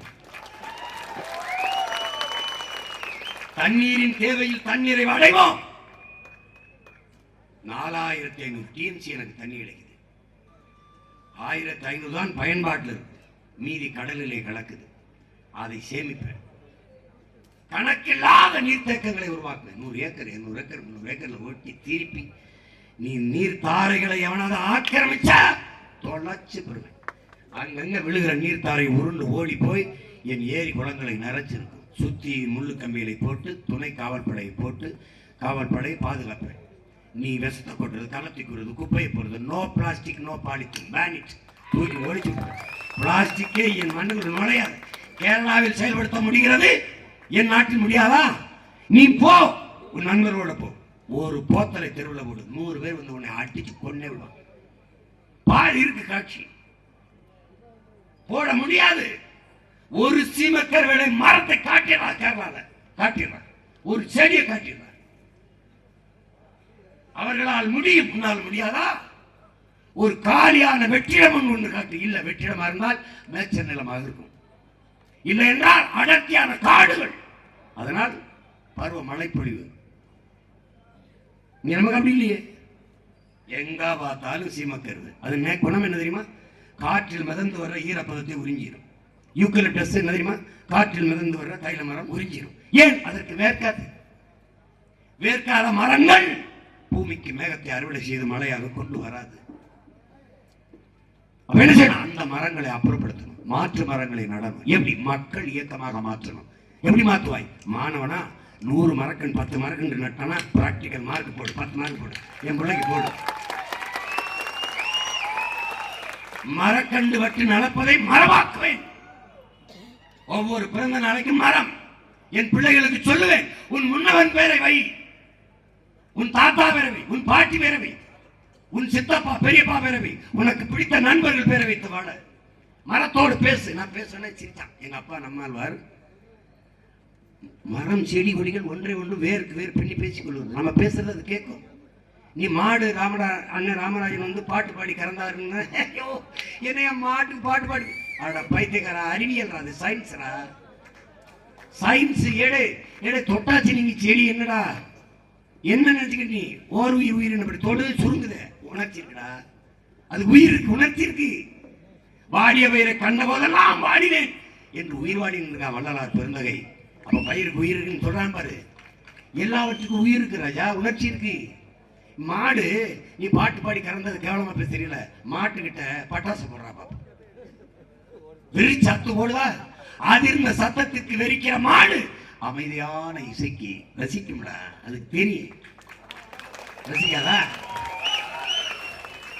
நீ மாட்ட அப்படின்னு பத்துறது அப்படின்னு சொல்றது அது தெரியுது, அதுக்கு உனக்கும் தெரியல, அதுக்கு தெரியுதுங்க. கொடுமை கொடுமை. அப்ப மரத்தோட பேசுறாங்கிறாரு. எங்க அப்பா ஒரு வீட்டுக்கு போயிருக்காங்க, வீட்டுல ரொம்ப இதா இருக்குது. என்ன பலாமரம் வச்சு ஒண்ணும் இல்ல ஆழ்வாரு, பழுக்கவே மாட்டேங்கிறான், ஒண்ணுமே இல்லை அப்படின்னு. அவங்க வந்து குழந்தை இல்லை அவங்களுக்கு, இந்த மரம் தான். போய் கட்டி பிடிச்ச எங்க அப்பா, டேய் பாவம்டா, உன்னை எவ்வளவு ஆசையா வளர்த்துருக்காங்க, அவங்களுக்கு பூத்து காய்ச்சிடுறா, டேய் ஏன்டா அப்படி பண்ற அப்படின்னு 10 நிமிஷம் பேசினாராம். புத்தகத்தில் எழுதிருக்கு பாருங்க. பேசிட்டு வந்துட்டு ரொம்ப நாள் கழிச்சு அந்த பக்கம் போயிருக்காரு. போனோன்னு வாழ்வாரு சாப்பிடலாம் சாப்பிட்டு வந்தோன்னே என்ன எப்படி இருக்கான்? நல்லா பழுக்கிறான் அப்படின்னு. அப்படியே அப்படி சாப்பிட்டீங்களா பலா, அது அவன் கொடுத்ததுதான் அப்படின்ட்டு.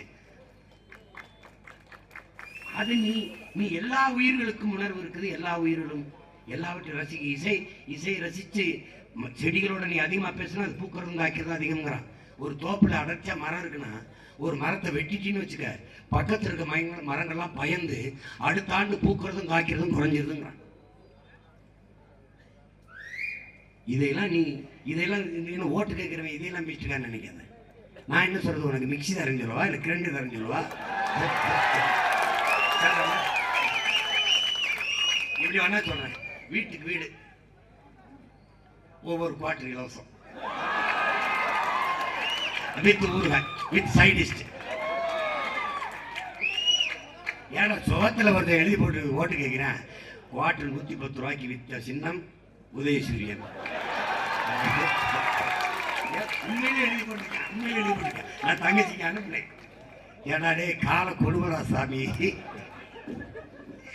ஐயோ அப்பா, அது என்ன ஆயிடுச்சுன்னா, என் மக்கள் நம்ம மேல சொல்ல, நம்ம மரபணு உள்ள பிரச்சனை. என்ன பிரச்சனைனா, உலகில் முதலில் பண்பட்ட இனம், முதலில் நாகரிகம் அடைந்த இனம் போர்க்குணம் அற்று போகுங்கிறான்.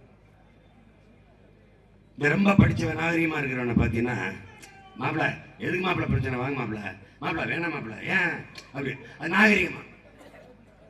நீ நகரத்துக்கு வா ரவுடி மாதிரி குடிச்சிட்டு சத்தம் போட்டு இருப்பான். எவனா என்னடா என்ன பிரச்சனை கத்திக்கிட்டு இருக்கா அப்படி கேட்க மாட்டான், கதவை சாத்திப்படுத்துவான். ஏன் நாகரிகம். இங்க நம்ம வீட்டுல கிராமத்துல ஒத்தையில ஒரு வீடு இருக்கும், நாய் குலைக்கும்.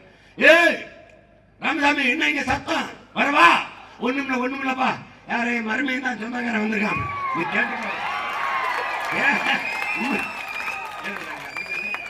அப்புறம் இது நாகரிக அடைகிறவை கொடுமை. அப்படி போர்க்குணம் மற்ற போயிடுச்சு இந்த இனம். தமிழன் ஏன் அடிமையான ஐயா காப்பா அரவாணன் எழுதின புத்தகத்தை என் தம்பி தங்கிகள் படிக்கணும். தாழ்வு மனப்பான்மை, நம்மால் முடியாது, இது அடுத்தவன் தான் செய்யணுங்கிற எண்ணம், தன்னிடத்தில் இருப்பதை விட பிறரிடத்தில் இருப்பது உயர்ந்தது என்கிற இழி சிந்தனை, உலகத்தின் மூத்த மொழியின் தாய்மொழியை விட ஆங்கிலம் அழகு அறிவு என்ற அந்த சிந்தனை. இயேசு பிறந்த 500 ஆண்டுகளுக்கு பின்பு ஆங்கிலம் உருவாகுது. இயேசு பிறப்பதற்கு 500 ஆண்டுகளுக்கு முன்பே தமிழனின் தொன்மை இலக்கண தொல்காப்பியம் இருக்குது.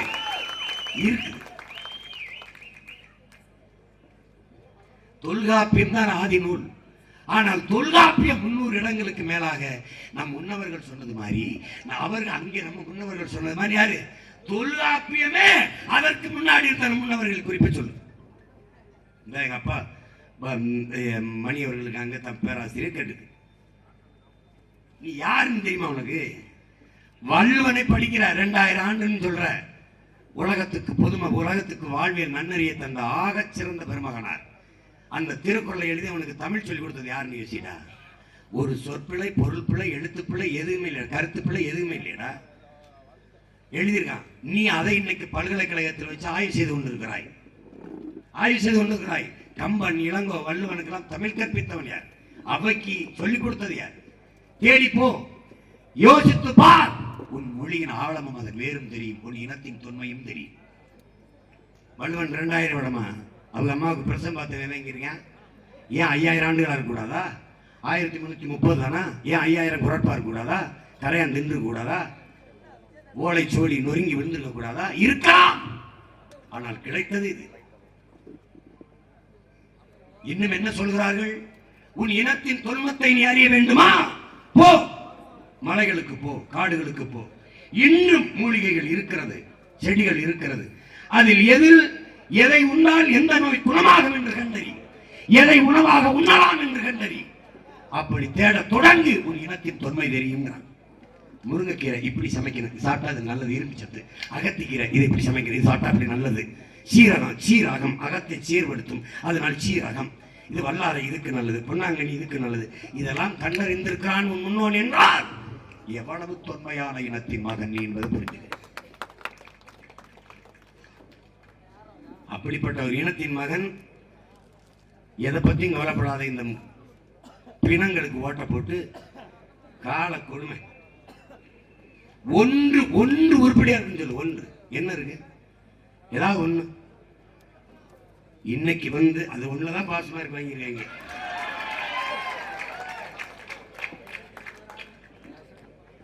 எதை சரியாக செய்திருக்கிறார்கள்? என் அன்பு பிள்ளைகளே, ஒரு நாட்டில் வந்து ஒரு நாட்டின் எதிர்காலம் அந்த நாட்டின் வகுப்பறையில் தீர்மானிக்கப்படுதுங்கிறான். அப்படின்னா எல்லா வளங்களையும் விட ஆகச் சிறந்த வளம் அறிவு வளம் தான். அறிவு வளம் இல்லாதவனிடத்தில் எத்தனை செல்வம் இருந்தாலும் பயனில்லை. அறிவு செல்வம் தான் ஆகச் சிறந்தது. அந்த அறிவை வளர்க்கிற கல்வியை அரசு கொடுக்க முடியல. தனியார் நடத்துற பள்ளியில் தான் நல்ல கல்வி கிடைக்கும்னா அரசு தோற்று விட்டது, ஒத்துக்கணும். தனியார் நடத்துற மருத்துவமனையில் தரமான மருத்துவ மக்களுக்கு கிடைக்கும் என்றால் அரசு தோற்று போனது. 8 கோடி மக்களால் நிறுவப்பட்ட ஒரு அரசு ஒரு தனிப்பிற முதலாளியில தோற்று போவது எவ்வளவு பெரிய கொடுமைன்னு. ஒரு தனியார் முதலாளியால் நான் நாட்டு குடிகளுக்கு கொடுக்க முடிகிற தண்ணீரை இந்த அரசு ஏன் கொடுக்க முடியல? ஏன் கொடுக்க முடியல? இலவசமா பஸ் டிக்கெட் கொடுக்கிற நீ, இலவச பஸ் வாசர் நீ, இலவச மிக்சி கொடுக்கிற நீ, இலவச கிரைண்டர் கொடுக்கிற நீ, இலவச மடிக்கணினி, இலவச சைக்கிள், இதெல்லாம் கொடுக்கிற நீ ஏன் தண்ணீர் இலவசமா தர முடியல? பதில் இருக்கா?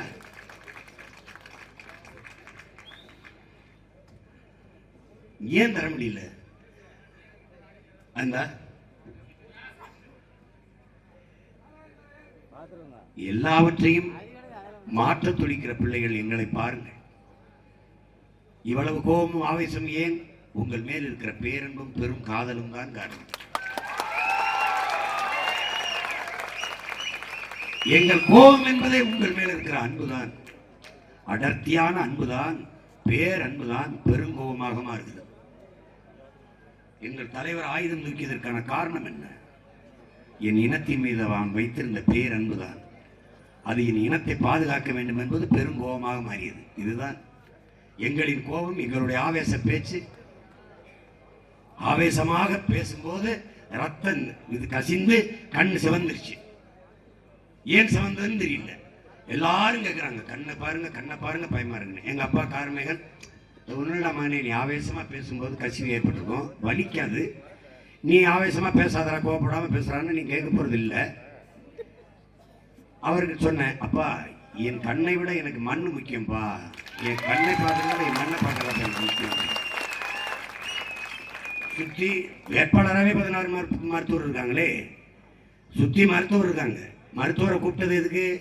நோய் இல்லாத சமூகம் படைக்கிறதுக்கு. நோய்க்கு மருந்து கொடுக்கூடாது. நோய் இல்லாத சமூகம் எப்படி படைப்ப? குடிக்க நல்ல தண்ணி கொடு, சுவாசிக்க நல்ல காற்றை கொடு, நஞ்சு இல்லாத உணவை கொடு, நோய் வராது. இவ்வளவுதானே. முதல்ல எப்படி சாப்பிடணும்னு கற்றுக் கொடுக்கலையே. நாங்கள்லாம் சின்ன பிள்ளையா இருக்கும்போது, என்னப்பா சும்மா பல்லு பண்ணக்கிற மாதிரி மென்னுக்கிட்டு இருக்க, அள்ளி முழுங்கு பாம்பாங்க. அப்படி இல்லை சாப்பிட்ற முறை. நன்றாக மென்று உமிழ்நீரோட குடிக்கணும். உணவை குடி, தண்ணீரை உண்ணுங்கிறார் அப்பா. தண்ணீரை ஒவ்வொரு மடக்காக உணவை குடி. 32 பற்கள் இருப்பது 32 முறை மெல்வதற்கு. குடலுக்கு பற்கள் இல்லை, வாயில தான் பற்கள் இருக்குது. இங்கேயே செமிச்சிடணும், சீரணிச்சிடணும். அப்போ உமிழ் நீரோடு நீ உணவை உட்கொள்ளும் போது அதில் இன்சுலின் சுரந்து உனக்கு சர்க்கரை நோய் என்பதே உனக்கு வராது. அப்படி பழக்கம் இல்லாத போனதான் நீ கூழ் குடிச்ச, அப்ப சர்க்கரை வரல. அப்புறம் அதை விட்டுட்ட, அது ஏன் கருப்பா இருக்கு, அசிங்கமா இருக்குன்ட்டு. இப்ப நோய் வந்துருச்சு. 1.5 கோடி கார்ல வந்து ரோட்டு கடையில் நின்று ஒரு சொம்பு கூழ் கொடுங்கன்னு குடிக்கிறேன்.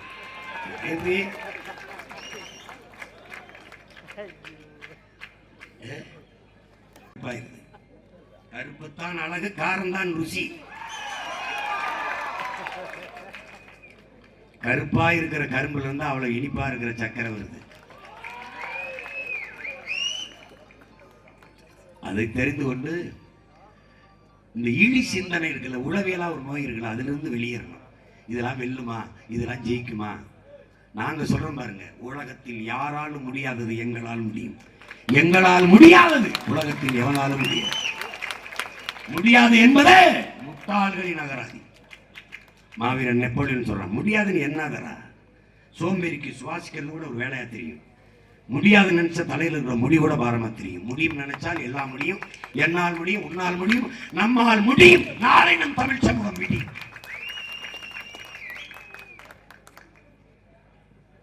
பாரு திமுக மேடையை பாரு, ஐயா எடப்பாடியே திட்டுறது. ஐயா எடப்பாடியை பாரு, இந்த இவங்களையே திட்டுறது. இந்த கேடுகட்ட கச்சேரி கேட்கறதுக்கா நீ இருக்கா இவங்க ஓட்ட போட்டு மாறி மாறி. ஒரு ஒரு ஒரு நல்ல செய்தி, ஒரு நியாயமான செய்தி ஏதாவது நாங்கள் வந்து இவ்வளவு செய்திருக்கிறோம், காலம் பத்தல, 10 ஆண்டுகள்ல இன்னொரு 5 ஆண்டு ஆட்சி கொடுத்தீங்கன்னா இன்னும் நல்ல நலத்திட்டங்களை கொண்டு வந்துருவோம். அப்படி ஏதாவது இருக்கா? ஒண்ணும் கிடையாது. புதிய இந்தியாவை உருவாக்குவதற்கான காலம் வந்து விட்டது. யார் சொல்ற? ஐயா நரேந்திர மோடி. இதுவரைக்கும் என்ன பண்ணிட்டு இருந்தார்ல, புதிய இந்தியாவை பிரசவிக்க போறாரு. 10 ஆண்டுகள் நம்ம அம்மா நம்மளை 10 மாசம் வயசுல வச்சிருந்த மாதிரி புதிய இந்தியாவே 10 மாசம் வயசுல 10 வருஷம் வச்சிருந்து அப்படி இனிமேதான் பிரசவிக்க போறாங்க. உன்னை கெஞ்சி கேட்டுக்கிறேன், நீ எனக்கோ என் தங்கச்சிக்கோ போட்டா போடு, போடலன்னா போ, ஆனா இவங்களுக்கு போட்டுறாத, தயவு செய்து. சாதி பேசுவார்கள். எதை சாதித்தார்கள்? எதை சாதித்தார்கள்? சாதியை கடந்து எதையாவது சாதிக்கப்பார். மதத்தை மறந்து கடந்து மனிதம் பார். இல்லை என்றால் இந்த நாட்டை யாரும் காப்பாற்ற முடியாது. நீ மதத்தை சாதியை பார்க்கிறாய், உன் மொழி சிதைந்து அழிந்ததை கவலைப்படவில்லை. நீ மதம் பார்க்கிறாய், காப்பாற்ற துடிக்கிறாய், உன் மலை கலப்புவதை பற்றி நீ கவலைப்படவில்லை. நீ மதத்தையே சிந்தித்துக் கொண்டிருக்கிறாய், உன் மணல் கலவுவதை கவலைப்படவில்லை. மதத்தை காப்பாற்றினால் போதும் என்கிறாய், சாதி இருந்தால் போதும் என்கிறாய். உன் மொழி செத்தாலும் இனம் செத்தாலும் கவலை இல்லை, என் சாதி செத்து விடக்கூடாது கெட்டியா பிடித்துக் கொள்கிறாய். தென்னாப்பிரிக்காவில் தேவராஜ் படையாட்சி, தமிழர்கள் கூடியிருந்தார்கள், ஆங்கிலத்திலே உரையாற்றினர். அங்கே துணை பிரதமர் அவர். ஏன்? சாதி பேர் பின்னாடி ஒட்டி இருப்பதா அவர் தமிழர் என்று தெரிகிறது. ஆனால் தாய்மொழி இல்லை, தமிழ் செத்துவிட்டது, இனம் செத்துவிட்டது. குமரன் செட்டி மொரீசியஸில் என் தம்பி, தமிழ் என்னப்பா எப்படி இருக்க அப்படிதான் பேசுவாங்க. வரும் நான் திட்டிங்கிறதுக்காக மகள்கள் பிள்ளைகளை தமிழ் படிக்க வச்சான். அந்த செட்டி இருக்கிறதுனால, அந்த அந்த செட்டி கெட்டியா ஒட்டி இருக்கிறதுனால நம்மாலும் தெரியுது. அப்ப சாதிதான் தமிழன் அடையாளம் என்றால், அதான் அடையாளம் என்றால், கடவுள் வரி, சமய வரி, கண்ணன் நிகர் தமிழுக்கு நோய் நோய் நோயே, இடை வந்த சாதி எனும் இடர் ஒழிந்தால் ஆர்வதனம் தாய் தாய் தாயேங்கிறான புரட்சி பாடல். என்ன என்ன சாதிய மதமும் மானுட ஓர்மையை சிதைக்கும் கொடுமையான நோய், அது நோய். உன் முன்னவர்களை பார், புதியதோர் உலகம் செய்வோம். உன் பாவலன் புரட்சி பாவலன் கெட்ட போரிடும் உலகத்தை வேரோடு சாய்ப்போம். புதிய உலகம் அது. பாரடா உன் மானுட பரப்பை, பாரடா உன்னுடன் பிறந்த பட்டாளங்கிறான். அப்படி இருகரமும் விரிச்சு இப்படி எல்லோரையும் ஆற தழுவி நேச்சு நின்ற இனத்தின் பிள்ளைகள் நாம் போய் எப்பட நம்ம தாத்தா தெய்வ திருமன் முத்துராமலிங்கத்தை வந்துட்டு நம்ம சாதிக்கு நீங்க தலைமை இருக்கணும் போய் நம்ம சொந்தக்காரெல்லாம் கூப்பிடும்போது, ஏய் நான் சமுத்திரமடா, என்னடா ஒரு குட்டையா இருக்க சொல்ற, குளமா இருக்க சொல்றாங்க. அப்படி சமுத்திரம் போல் விரி பறந்து விரிந்து கிட. மீனவர்னா அது குடிப்பெயர்ல காரண பெயர், மீனை பிடிக்கிறதுனால மீனவன்ட்ட. ஆனால் நம் குடிப்பெயர் பறந்தவர்கள். ஏன்? பறந்து விரிந்த கடல்ல வாழ்வதால், அந்த அந்த இடத்தில் வாழ்வதால் பறந்தவர்கள். அதான் நம்ம குடிப்பெயர். மீனை பிடிக்கிறதுனால மீனவர்ன்றது. இவன் என்ன பண்ணுவான், காய்கறி விற்கிறவரை காய்கறிக்கார், பால் விற்கிறவரை பால்கார் எல்லாம் சொல்லுவான், தபால் கொடுக்கிறவரை தபால்கார் எல்லாம் சொல்லுவான். ஆனா குப்பையை கொட்ட இந்த நாய் இருக்குல்ல, இந்த நாய் குப்பைக்காரன் இல்லையா, குப்பையை எடுக்க வராம பாருங்க குப்பைக்கார் அப்படிமா. டேய் அயோக்கிய பையன், குப்பைக்காரன் நீண்டா, போட்டது நீ.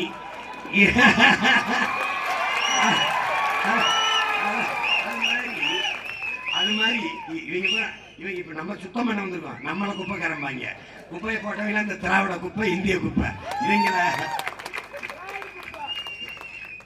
ஐயோ கொடுமையே எவ்வளவுதான் கற்பிக்கிறது. இதை நானும் எங்கள் அப்பா மாதிரி பேராசிரியராகி ஏதாவது ஒரு கல்லூரிக்கு போயிருந்தா கூட மாதம் 1 லட்ச ரூபா சம்பளம் கொடுப்பாங்க. ஒண்ணு நான் சொல்லி தான் பார்க்கிறேன். எங்க தாத்தா சொன்னதான், முன்னு புத்தர் வந்தார், பிறகு இயேசு வந்தார், பிறகு காந்தி வந்தார், அப்புறம் காந்தி வந்தார். என்னென்னத்தையோ சொன்னாங்க, எழுதி எழுதி வச்சாங்க, எல்லாத்தையும் நான் படிச்சீங்க, என்ன பண்ணி கிழிச்சிங்க என்ன.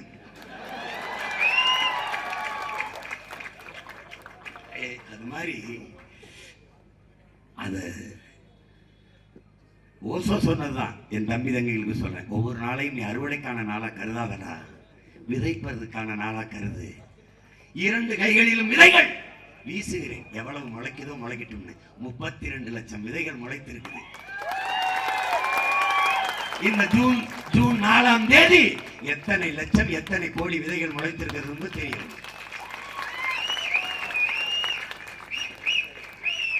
உலகெங்கிலும் புரட்சி ஒரு புள்ளியிலிருந்தான் தொடங்கி இருக்கிறது. ஏன் அந்த புரட்சிகர அரசியலின் தொடக்கம் இந்த மயிலாடுதுறையில் இங்கிருந்து தொடங்கக்கூடாதா? இந்த மயிலாடும் பாறையில் இருந்து தொடங்கக்கூடாதா? என் தங்கை காளியம்மாவின் வெற்றியை ஒரு தடவை கற்பனை செஞ்சு பாரு. உலகம் அப்படி சம்பித்து போகும். ஒண்ணுமே இல்லடா, அவங்கிட்ட ஒண்ணுமே இல்லடா. காசு கொடுக்கலடா, பெரியது இல்லடா, போலீஸ் அடக்கும் முறை, கேட்ட இடத்துல கூட்டம் இல்ல, அவங்க ஓட்டு கேட்க போற எதிர மாதிரி ஒரு முட்டுறான், சண்டை போடுறான், அங்க போடுறான், இங்க போடுறான், என்னென்னமோ பண்ணி பார்த்தாங்களா, அடிச்சிட்டாங்க. அதுக்கு பேர் தான் புரட்சி. எல்லாவற்றையும் புரட்டி போடுகிற முயற்சி தான் புரட்சி. எப்போது புரட்சி வரும் நிலையில், புரட்சி என்பது தனி மனிதன் கட்டளைக்கு பயந்து வருவதல்ல. அது உள்நாட்டு வெளிநாட்டு புறச்சூழல்கள் அகச்சூழல்களை அதற்கேற்பது வரலாறு பிரசவிக்கும், காலம் பிரசவிக்கும். கடைசி என்ன சொன்னா, இதுவரை வாழ்ந்தது போல இனி எப்போதும் வாழ முடியாது என்கிற நிலை உருவாகுமானால் மக்கள் தாங்களே புரட்சி செய்வார்கள். அப்படி ஒரு நிலை இங்கே வருகிறது. அந்த புரட்சிக்கு தலைமை ஏற்கத்தான் நானும் என் தம்பி தங்கைகளும் காத்துக் கொண்டிருக்கிறோம். என் அன்பு மக்களே, அப்படி வரும்போது அப்படின்னு ஏன் இவன் எவன் எதிர் நிற்க மாட்டான். வீரத்துறவி விவேகானந்தர் கற்பிக்கிறார் என்ன சொல்றார், வெறும் வயிற்றில் வேதாந்தத்திற்கு இடமில்லை, வேதாந்தத்திற்கு இடமில்லை. அன்னைக்கு சாதி மதம் எல்லாம் பேசிக்கொண்டு நின்றால் அடிச்சு வரட்டுவான். பசி வந்தால் 10 பறந்து விடும். பசியோடு இருப்பவனுக்கு உணவளிக்காத உங்கள் மதம், விதவைகளுக்கு மறுவாழ்வு கொடுக்காத உங்கள் மதம் மதம் அல்ல, தூக்கி வீசுங்கிறார் விவேகானந்தர்.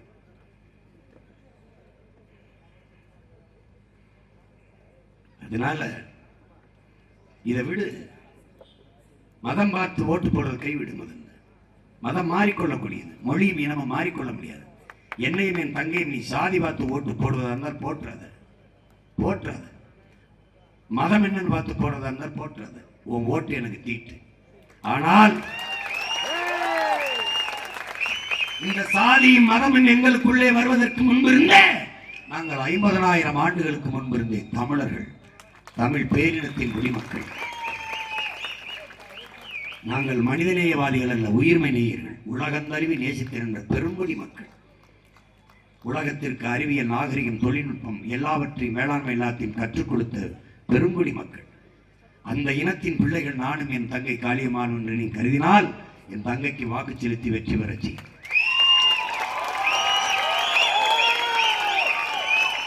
புரட்சி எப்படி புறப்படும்? இப்படித்தான். ஒரு எளிய மகன், எந்த அரசியல் பின்புலமும் இல்லை, 1000 2000 கோடிகள் இல்லை, எதுவும் இல்லை. எங்களிடத்தில் என்ன இருந்தது? கருத்து.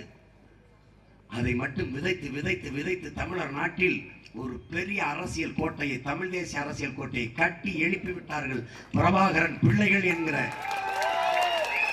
வரலாற்று பதிவு இந்த நிலத்தில் வரட்டும். மான தமிழ் மக்களை கொன்று குவித்த கட்சி, தமிழ் மக்களின் உரிமையை பறித்த கட்சிகளுக்கு தமிழர்கள் வாக்கு தராமல் வீழ்த்தினார்கள் அவர்கள் நிலத்தில். காங்கிரஸ் ஏன் தோற்கடித்தார்கள்? அவர்கள் இனத்தை கொண்டதால். ஏன் தோற்கடித்தார்கள்? கச்சத்தீவை தான் தோன்றித்தனமாக எடுத்து கொடுத்ததால். ஏன் தோற்கடித்தார்கள்? காவிரியில் தமிழர்களுக்குரிய நீரை தர மறுத்ததால். பாரதிய ஜனதாவை ஏன் தோற்கடித்தார்கள்? அதே காரணம்தான்.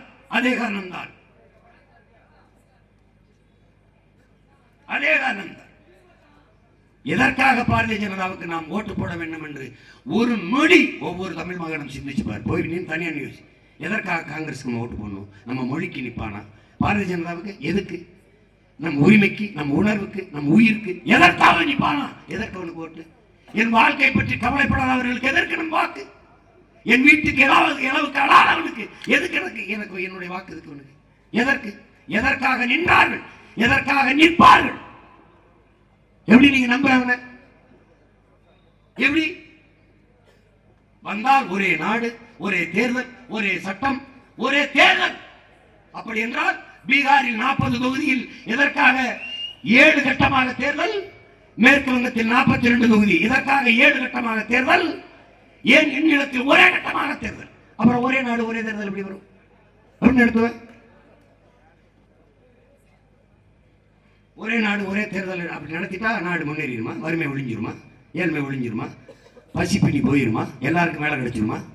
என்ன நடந்துரும்? ஒரே நாடு ஒரே ரேஷன் கார்டு, ஒரே நாடா? ஒரே நாடா? பல நாடுகளின் ஒன்றியம். அது வசதியாக மறந்துட்டு ஒரே நாடு ஒரே ரேஷன் கார்டு. ஒரே நாடு என்றால் அந்த நாட்டில் இருக்கிற வளம். ரேஷன் கார்டு ஒன்றா இருக்கு, தண்ணியே எனக்கு வர மாட்டேங்குது. தண்ணியே எனக்கு வர மாட்டேங்குது. நான் எல்லாத்தையும் என்னுடைய வளங்களை பொதுமையாக வைக்கிறேன். நரிமணம் பெட்ரோல் எடுத்துக்கிறேன், நெய்வேலி பழுப்புணர் இருக்கிற எடுத்துக்கிறேன், அனல் மின்சாரத்தில் எடுத்துக்கிறேன், என்னுடைய மீத்தனை பிரிச்சுக்கிட்டு போயிடுறேன். எல்லாவற்றையும் எடுத்துக்கிறியே. ஆனால் அவரவர் வளம் அவரவருக்கு என்று நின்று கொண்டால் அப்புறம் ஒரே நாடு ஒரே ரேஷன் கார்டு எப்படி இருக்கும்? நீ கொண்டு வா. எவன் வேற ஒருத்தன் என் இனம் தாராத வேற எவன் ரேஷன் கடையில இருந்து ரேஷன் வாங்கிறான் நான் பார்த்துறேன். கொண்டு வா பாப்போம். ஆதார் அட்டை எடுத்து பாரு. உன் பேர் இந்தியில் இருக்கு. உன் மொழிதானடா உன் அடையாளம். உன் அடையாள அட்டையிலே உன் தாய்மொழி இல்லையே. உன் மொத்த வரியும் எடுத்துக்கொண்டு போறான். ஆனால் 2 வரி தமிழ்நாடு அரசுக்கு அனுப்புற கடிதத்தில் 2 வரி உன் தாய்மொழியில் எழுத முடியாதா? மொத்த வரி எடுத்துட்டு போற 2 வரி என் தாய்மொழியில் அனுப்ப முடியாது உனக்கு. எதற்காக இந்த இங்கிலீஷ் கேப்பாரா ஐயா ஸ்டாலின்? எதிர்கட்சியா இருந்தால் இந்து தெரியாது போடா, ஆளுங்கட்சியா இருந்தால் இந்துக்காரனே வாடா. எதிர்கட்சியா இருக்கும்போது கோபேக் மோடி, ஆளுங்கட்சியா இருந்தால் வெல்கம் மோடி. இவர்கள் கோட்பாட்டில் தீ வச்சுதான் கொளுத்தணும். இதே மான தமிழ் மக்கள் சிறந்த ஒரு வேட்பாளரை, ஆகப்பெரிய களப்போராளி உங்கள் கையெழுத்திருக்கிறேன். கைவிட்டு விடாமல் இந்த மண்ணின் மக்களுக்குமாக சமரசமின்றி போராடக்கூடிய பிள்ளைகளை களத்தில் நிறுத்தினேன். அதில் என் தங்கை காளியம்மாள், உங்களுக்கு தெரியும், அவளை நான் புதிதாக அறிமுகப்படுத்த வேண்டியதில்லை. மயிலாடுதுறை துறையில் வாழுகிற என் அன்பு மக்களை நம்பி என் அருமை தங்கையை ஒப்படைக்கிறேன். காளியம்மாள் வென்றார் என்ற செய்தி என் செவிகளில் விழும் நாள்தான் நான் பிறவி பயனை அடைந்தேன். என் அருமை மக்கள், என் அன்பு தம்பி தங்கைகள், என் அன்பு தங்கை காளியம்மாளுக்கு வாக்கு செலுத்தி மைக்கு சின்னத்திலே வெற்றி பெறச் செய்யுங்கள். இந்திய நாடாளுமன்றத்திற்கு அனுப்பி நம் இனத்தின் வரலாற்றை மாற்றி எழுதுங்கள். ஒரு புரட்சிகர அரசியல் தமிழர் தாய் நிலத்திலிருந்து புறப்பட்டது என்கிற வரலாற்றை பதிவு செய்யுங்கள்.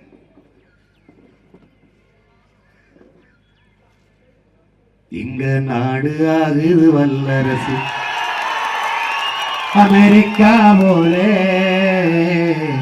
எங்க நாடு ஆகுது வல்லரசு.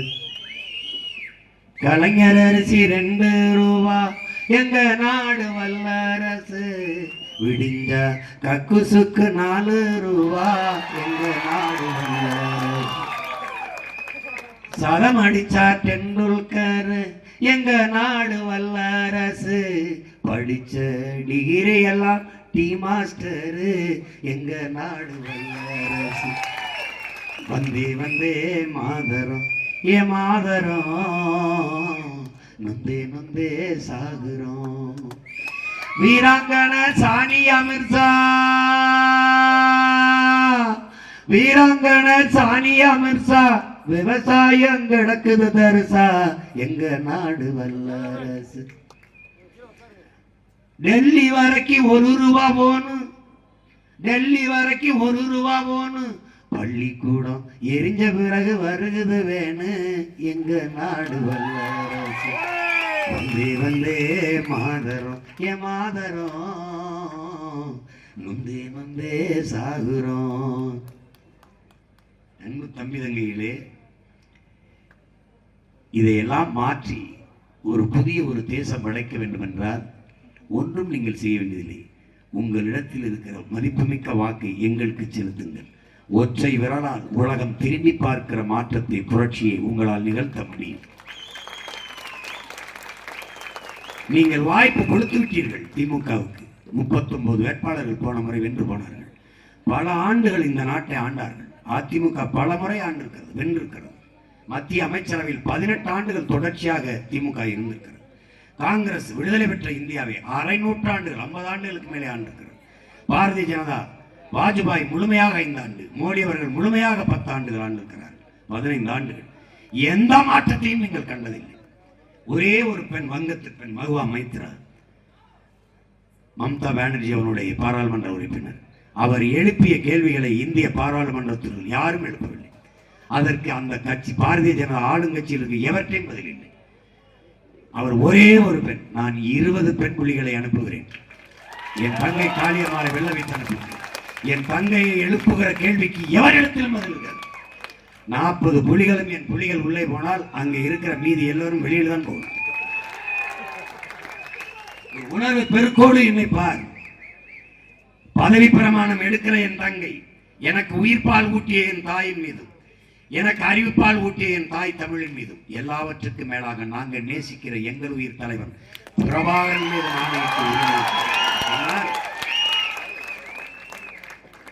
எந்த பாராளுமன்றத்திலே நெல்சன் மண்டேலா பயங்கரவாதி என்று தீர்மானம் நிறைவேற்றி அவனுக்கு சிறைப்படுத்தினீர்களோ அதே பாராளுமன்ற வாசலில் சிலை வைத்தீர்கள். எந்த நாடு என் தலைவனை பயங்கரவாதி, தீவிரவாதி என்று பழி சுமத்தியதோ அதே தலைவரின் படத்தோடு, அதே தலைவரின் பெயரோடு என் பிள்ளைகள் பாராளுமன்றத்துக்கு நுழைவார்கள். இந்த தடையெல்லாம் நொறுங்கி விழும், நொறுங்கி விழும். தமிழ் பேரினம் நிமிர்ந்து எழும். இதை கவனத்தில் வைத்துக் கொள்ளுங்கள். என் தங்கை காளியம்மாள் வெற்றி, என் மகள் வித்யா வீரப்பன் எல்லாம் வென்றால் வீரப்பன் கொலைகாரன், மாயாவி, கடத்தல்காரன் எல்லாம் நொறுங்கி விழும், நொறுங்கி விழும். சீமானும் அவன் பிள்ளைகளும் வெல்வதென்பது தமிழ் பேரினத்தின் மீது சுமத்தப்பட்ட அவமானத்திற்கு மருந்து. தாழ்ந்து வீழ்ந்து கிடக்கிற தமிழ் தேசிய இனத்தின் எழுச்சி, தமிழ் மீட்சியே தமிழர் எழுச்சி என்கிறார் தாத்த தேவனைய பாவனர். தமிழன் ஆளும் போது தமிழ் வாழும். தமிழ் வாழ வேண்டும் என்றால் தமிழன் ஆள வேண்டும். அதை நோக்கி போங்கள். நான் புதிதாக ஒன்றும் சொல்லவில்லை. உன் இனம் சார்ந்தவனே, உன் அரசாட்சி, இனம் சார்ந்தவனிடையே உன் அரசாட்சி ஒப்படை. இயேசுகிறான், உன் இனம் சாராதவன் உன் அரசாட்சி ஒப்படைத்து விடாதே. அவர்தான் சொல்கிறார். இவ்வளவு பெரிய இனக்கூட்டத்தில் இந்த நிலத்தை ஆள ஒருவனுக்கு கூடவா தகுதி இல்லை? நம்முடைய மூதாதை தீரன் சின்னமலை. அந்த தீரன் கேட்டார், இன்று அவன் பேரன் கேட்கிறேன். ஒருத்தன் கூடவாடா நிலத்தை ஆள தகுதி இல்லை. வட இந்தியர்களுக்கு, அவர்களுக்கு இந்தியா என்பதே இந்தி பேசுகிற மாநிலங்கள் தான். இந்தியன் என்பதே இந்திக்காரன் தான். நீனும் நானும் அவர்களுக்கு ஒன்று பொருட்டும் இல்லை. நீ உயிர் இல்லை, உனக்கு உணர்வில்லை, உனக்கு உரிமையும் இல்லை. நீ ஒரு ஓட்டு, அவ்வளவுதான். அவர்கள் இந்த நிலத்தில் நம்மளை வைத்திருப்பது நம்ம நிலத்தின் வளத்துக்கும் நம் வரிக்கும் தான். இதுதான் சத்தியம். நீ எழுதி வச்சுக்க. இந்த மீத்தேன், ஈத்தேன் எல்லாம் ஹைட்ரோ கார்பன் எல்லாம் எடுத்து நிலம் ஒண்ணும் இல்லைன்னா நம்மளை தனிநாடு கேட்டா நல்லா வச்சுக்கிறோம். ஏன் சுடுகாடு ஆயிடுச்சு நாடா வச்சுன்னு போறான், அவ்வளவுதான். அறிவார்ந்த தமிழ் சமூக தம்பி தங்கைகள் புரிந்து கொண்டு, என் அன்பு தங்கை, என் உயிருக்கினிய என் தங்கைக்கு நீ மைக்கு சின்னத்தில் வாக்கு செலுத்தி வெற்றி பெற செய்து இந்திய நாடாளுமன்ற பேச்சை கேட்டுவிட்டு அப்படியே செல்லாமல் கூடி கலைகிற காகமாக இல்லாமல் கூடி பொழிகிற மேகங்களாக மாறுங்கள். அழைத்து பேசுங்கள், அலைபேசி எடுங்கள், பகிரியில் செய்திகளை பரப்புங்கள். உங்கள் நண்பர்களுக்கு, உடன் படித்தவர்களுக்கு, உடன் பணி செய்பவர்களுக்கு, சந்திக்கிற நபர்களை எல்லாம் நமக்கானவர்களாக மாற்றுங்கள். பொண்ணு கொடுத்தவர், பொண்ணு எடுத்தவர், எங்கெங்க அத்தை வீடு இருக்கு, மாமா வீடு இருக்கு, பெரியப்பா ஊர், அது சித்தப்பா ஊர், எல்லா இடத்திலும் பரவுங்கள். பரவி எல்லாவற்றையும் நமக்காக மாற்றுங்கள். பற்றி எரியுங்கள் புரட்சி தீயாக. இருப்பாய் தமிழா நெருப்பாய் என்பது நெருப்பு எதனோடு சேர்ந்தாலும் தன் இயல்புக்கு மாற்றுங்கள். மாறுவோம், மாற்றுவோம். இது மாற்றத்திற்கான எளிய மக்களின் புரட்சி. புரட்சி எப்போதும் வெல்லும். நமது வெற்றி அதை சொல்லும். நம் இலக்கு ஒன்றுதான், இனத்தின் விடுதலை. தமிழ் தாய் வாழ்க, தலைவர் பிரபாகரன் வாழ்க, என் தங்கை காளியம்மாள் வெல்க, காளியம்மாள் வெல்க, வெல்வார், இந்திய நாடாளுமன்றத்துக்குள் செல்வார், இது உறுதி. Me too. Love you all. I love you all.